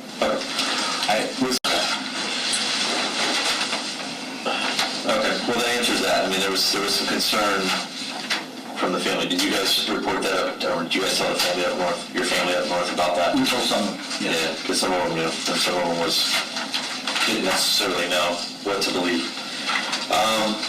Was Megan actually ever diagnosed? I know we talked a little bit about it the other day about possibly like Lyme's disease or something like that. Was she ever diagnosed anything with the kidney pain and everything? Everybody kept throwing out all different diagnoses. Nobody knows what's going on. Okay. So She had drug-induced hepatitis. drug-induced hepatitis. Yeah. And who diagnosed her or whatnot with that? Brigham and Women's, Brigham and Women's and Children's Hospital, Okay. Where's that at? Massachusetts. Mass. Brigham Williams and Children's Hospital would have record of some type documenting her that she has. Correct. Okay. Now, some of this.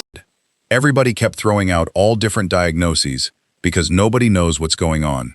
That is the sentence underneath everything else in this case. A woman in constant pain, moving between hospitals in 2 states, and no name for any of it. Correct. Okay. Now, some of this is kind of getting off topic here, but I typically don't do this, but in this very extenuating circumstances, I felt that I should try to answer some of the questions that are out there. Obviously, it's been brought up that your finances are a mess. They're a mess. Yeah.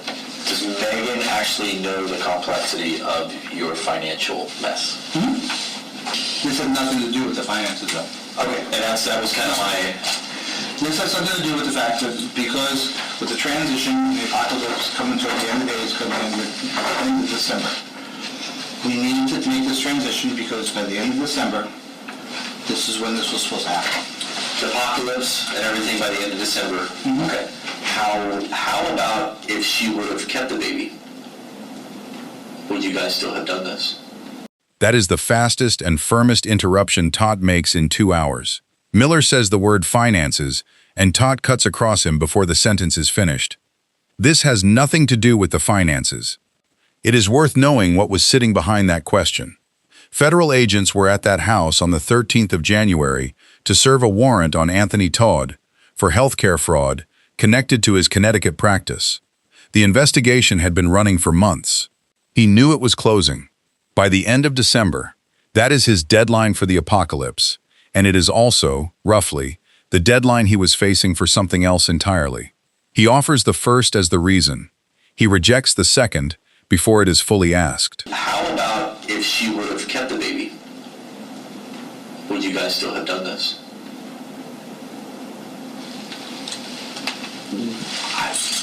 This is what's supposed to happen. I'm just saying, between me and you, because it seems like when you speak about the miscarriage and stuff, that seems like it's a trigger, like it's a stressor. It's a depression. Yeah, absolutely. So do you think, and we can speculate, I don't know, I mean, what's done is done. Do you think that if she was going to have, because you said you were joyous, you were happy, do you think that maybe that would have changed something if she were to keep the baby? With the knowledge that we had, that this needs to be done then, it still would have happened. Okay. Your beliefs are your beliefs? Beliefs are beliefs, yes. Okay. All right. So you were set in stone, there was, okay.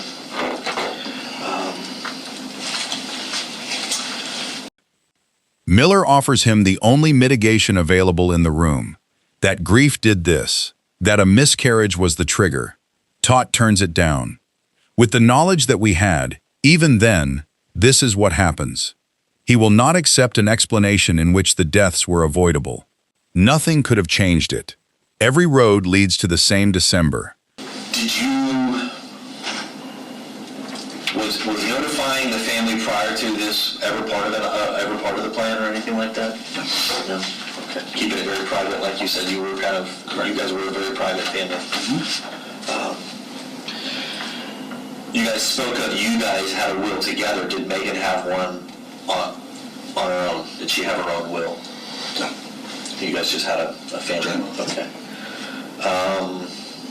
And this is more or less stuff for the attorneys and stuff, but did you guys have any life insurance policies? Yeah, that's right. It's all in the box. All in there? Yeah. Okay.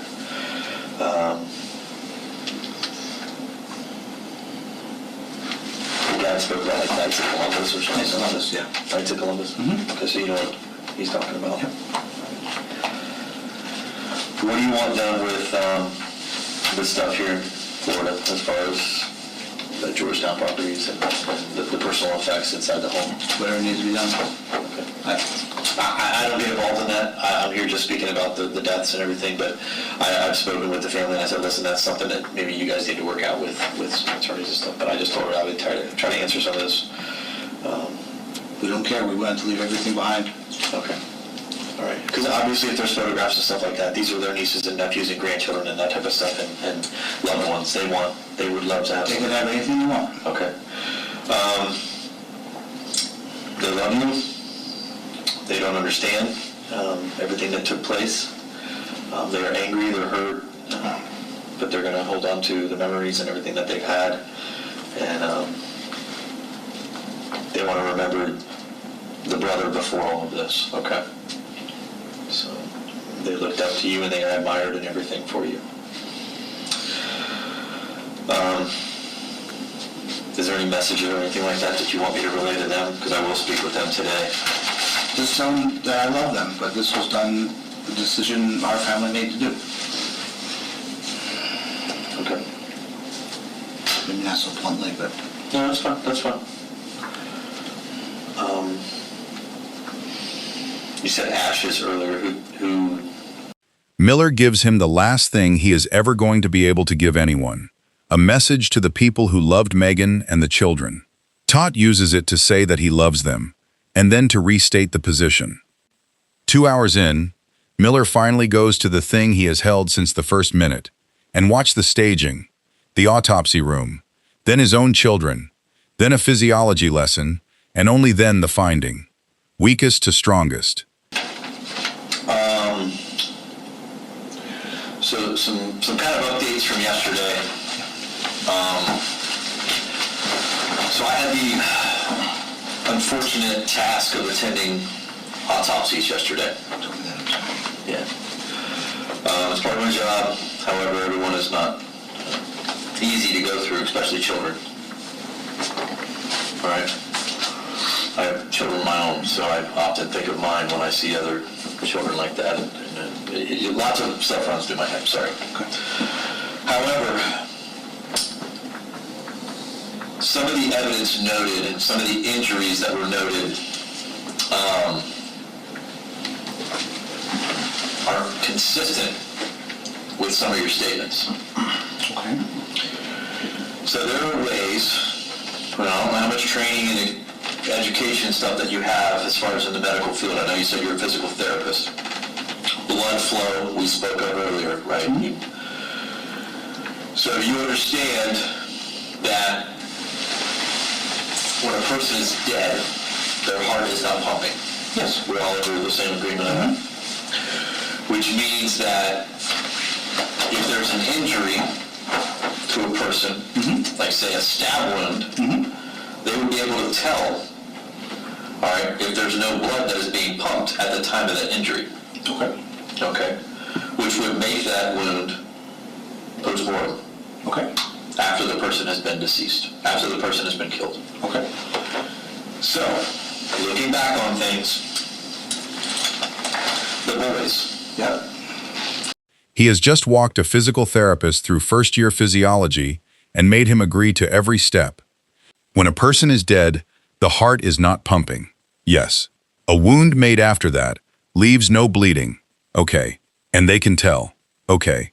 Todt has now agreed, 3 times, to the exact principle that is about to be used against his account. He agreed to it before he knew what it was for. I can tell you that absolutely 100%, because after it was done, they jerked and the knife went, and I had to find the knife both times afterwards, after I was done suffocating. Was the knife in them as they were being suffocated? No. So, we'll go through this a little bit slower pace before, as far as the death. Okay. Okay. Remind me which boy died first. Alek, upstairs. Alek upstairs. He is 13. Correct. Laying in bed. You have the green knife. Correct.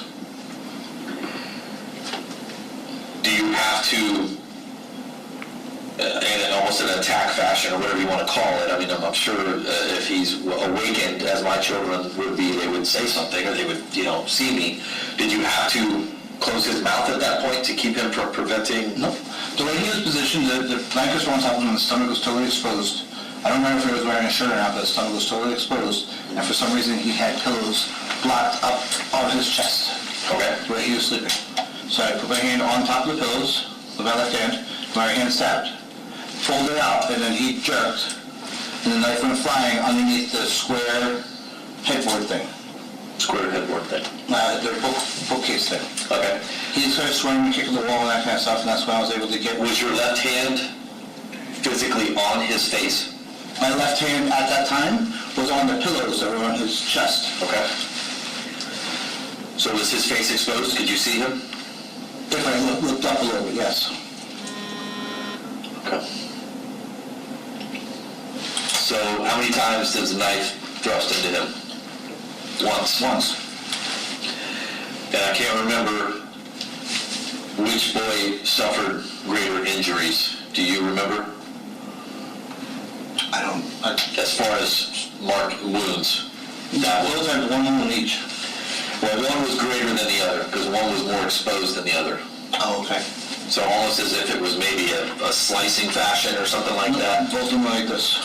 How were you holding the knife? Like downward? Downward, yeah. Okay.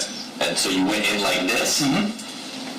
Yeah. You wouldn't go in like this? No, it was like this, because I was laying like this side. You were like this, you had his arm over the pillow and your stomach's here, his head's here, feet are over here. Yes. Okay. I'm right-handed. You're right-handed. Your wife was right-handed. My was, yes. Okay. And Tyler, what happened there? I laid next on top of him, and I came with him. I don't remember how I... That is the moment the account moves. For 2 hours, Anthony Todt has said he stabbed the boys and then suffocated them. Told that the wounds came after death, the order reverses inside a single answer. The knife went in afterwards, when they jerked. And listen to how it is delivered. No hesitation, no visible recalculation. It arrives with exactly the same fluency as every other detail, and then he immediately supplies new supporting texture. Where the pillows were, which hand was where the knife landed after it flew. Both versions cannot be true. In one, 2 boys were stabbed while alive. In the other, after they were already dead. 2 years later, a medical examiner will testify to the second, and that she could not determine a cause of death beyond homicidal violence by unspecified means, with toxic Benadryl levels. More of a blindsided thing? I mean, were you quiet about it? I was quiet about it for both of them. Yeah. Okay. Well, I mean, that's going to be some of the major discrepancies just between that. I mean, you're saying that was first before the killing or before the death, and the doctor's going to say something else. But other than that, you take full responsibility once it's done. Okay. If I could commit suicide right now, I would. Okay. Well, we're not going to let you do that. I know. I know. I've made that very clear to everyone that I've spoken with that you do not want to be here. Okay. I'm sorry, I have a different belief than you, and I don't No disrespect towards you, and I hope there's none towards me. No, that's what I meant. Okay. You've treated me with the utmost respect the entire time. Same. From day one, and I've done the same to you. Yes. That's why I'm not hiding behind lawyers or anything. This is what happened. I completely commend that. I mean, it's a very tragic thing that you're right. You spoke of the other day. You walked to a beat of a different drum or something like that. You as the family. Absolutely. I mean, you're going to be judged by society on certain things that you've done and a lot of stuff, and whether you care or not, that's up to you. Even by your own family. That's fine. They don't need to understand everything we did. Correct. Megan and I were on the same page. We knew what we needed to do. We did it. Okay. That sounds snarky. I'm sorry. You're fine, dude. Listen, you're one of the most polite guys I've had in here, I can tell you that. One thing. Yeah, go ahead. The other day you said that you don't tell. The defense will use that contradiction to argue the confession is unreliable. The state will use the same contradiction to argue he was covering the method. It is the single most argued sentence in the entire case, and it happens right here, quietly, at 1 hour 53. One of the most polite guys I've had in here, I can tell you that. One thing. Yeah, go ahead. The other day you said that you don't tell everybody, family or friends, your beliefs and all that. Why is that? Because we get judged. You get judged how? We get certain things like, for example, I'm trying not to. Well, remember being recorded right this second? Yeah. Yeah, okay. Everything we've said has been recorded. I just want you to know that. Will the family hear this? What family? My family. You? Does it hear this? Okay. Okay. So no names then. We went out looking at houses, and granted, we have different tastes in houses, different tastes in decorations. This hasn't been. It's always must be nice, that kind of stuff, and always kind of belittled that way. So no, why we believe in people, they just don't understand why we go organic, why we go gluten-free, why we do this, why it's always judged. So we just stop telling everybody. Okay. I know we're talking food or whatever, but our own beliefs, even the fact that we follow a very non-traditional Catholic religion, we're still judged. We're judged. We're judged no matter what we do, you know? So we don't tell people anything. Well, that's your beliefs, and you can stick by them, and I respect that. Were the kids happy? They were very happy Yeah, with us. they were happy. They lived a very happy life with us. Yeah. Too. That's why I'm not hiding behind lawyers. He offers it as a virtue. 2 years later, in a courtroom, he will say the opposite of everything in this room, that his wife killed the children, that he was covering for her, that he had no idea how they died. And then, that sounds snarky, I'm sorry. He has just described killing his family, and his concern in the moment is that his tone might have come across badly. Good. Yeah. Well, anything else of me right now? Do you have any questions or any concerns or anything like that right now?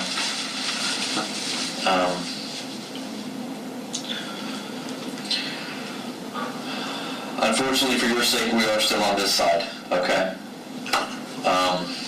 You're not with your family right now. So you are going to be charged with their murders, you understand that? That's fine? Okay. So, I mean, it's a formality that we have to take part in, okay? I know you may see things differently. Oh, I understand this. Okay. Okay. I will make some phone calls to your family just to kind of update them and keep them up to date. Okay. Without a doubt, the persons that we pulled from your home are your family. Correct? Correct, yeah. It's Megan, Zoe, Tyler, and Alek. Okay. The reason why I kind of went over some of the dentistry and that type of stuff is obviously Decomposition. yeah, because of the decomposition, we had a little bit of a. In the last minutes of a 2-hour homicide interview, Anthony Todt talks about being judged, not for what he has described in this room, for being organic, for being gluten-free, for the decorations in his house. There is a grievance running underneath this entire interview, and it has almost nothing to do with 4 dead people. It is about being misunderstood by neighbors and in-laws, and it survives, intact, 3 days after his family were carried out of that bedroom. Yeah, it's good. And I appreciate, like I said, obviously this has been video, audio recorded, every which way, every part of this investigation. You've been highly cooperative. You've never denied anything. The only discrepancies that we've had is post-mortem stab wounds versus what your version of events is, and that will be duly noted in my report, in my investigation. Okay? I'm not lying to you about it. They were stopped first. Okay. All right. Okay. So just hang tight for us here. Megan, Zoe, Tyler, Alek. He names them, in order, in answer to a question about identification. It is the only time in 2 hours that all 4 of them are spoken aloud together. We're going to collect some DNA. I have a search warrant for your DNA for some comparisons and stuff. So one of the girls is going to come in and I'll let you have a moment. Okay? You need more water? Okay. Just let me know if you do. It's let's see what's wrong. 12:53 hours. It's after midnight? Huh? After midnight? No, it's in the afternoon. It's daytime. Sorry, that's that military stuff. What time did you guys pick? 12:52. We got you this morning. We got you like 9:30, 10 o'clock this morning, something like that. Sorry. No, you're fine. You're fine. Bear with me. That is Detective Miller closing his own file out loud. Everything you told me lines up, except for one thing, when the knife was used, and that one thing goes in the report. He is not arguing about it. He is recording it. And that is how it ends. A man who has just described the deaths of his wife and 3 children asks what time it is, misreads the clock, and apologizes for the mistake. Anthony John Todt was charged with 4 counts of first-degree murder and 1 count of cruelty to animals. His trial opened at the Osceola County Courthouse in Kissimmee on the 11th of April 2022. The jury watched this interview on the 12th. On the 13th, Todt took the stand in his own defense and told the jury that everything you have just watched was false, that his wife had killed the children and then herself, that he came home to find them, and that he had taken the blame to protect her. In his words to the court, "I had no clue how my kids died." The medical examiner testified that she could not establish a specific cause of death for any of the 4 because the bodies had been decomposing in that house for roughly 3 weeks. She gave the cause as homicidal violence of unspecified means in association with toxic levels of Benadryl. She confirmed the stab wounds on the boys were inflicted after death. The defense argued that the contradiction made the confession worthless. The prosecution argued that the reason the medical examiner could not answer those questions was that Todd had left the bodies in the house long enough to destroy the answers. On the 14th of April 2022, after roughly 6 hours and 1 deadlock, the jury returned guilty verdicts on all 5 counts. Judge Keith Karsten called him a destroyer of worlds and sentenced him to 4 consecutive terms of life in prison without the possibility of parole, plus 1 year for the death of the dog. He filed an appeal 8 days later. Megan Todt was 42. Alexander was 13. Tyler was 11. Zoe was 4. Breezy was the family dog. They were last seen alive in the middle of December 2019, and they were found on the 13th of January 2020, in one room, wrapped in blankets, in a house where the heating had been left on. If this kind of analysis is what you're looking for, subscribing means you'll see the next one.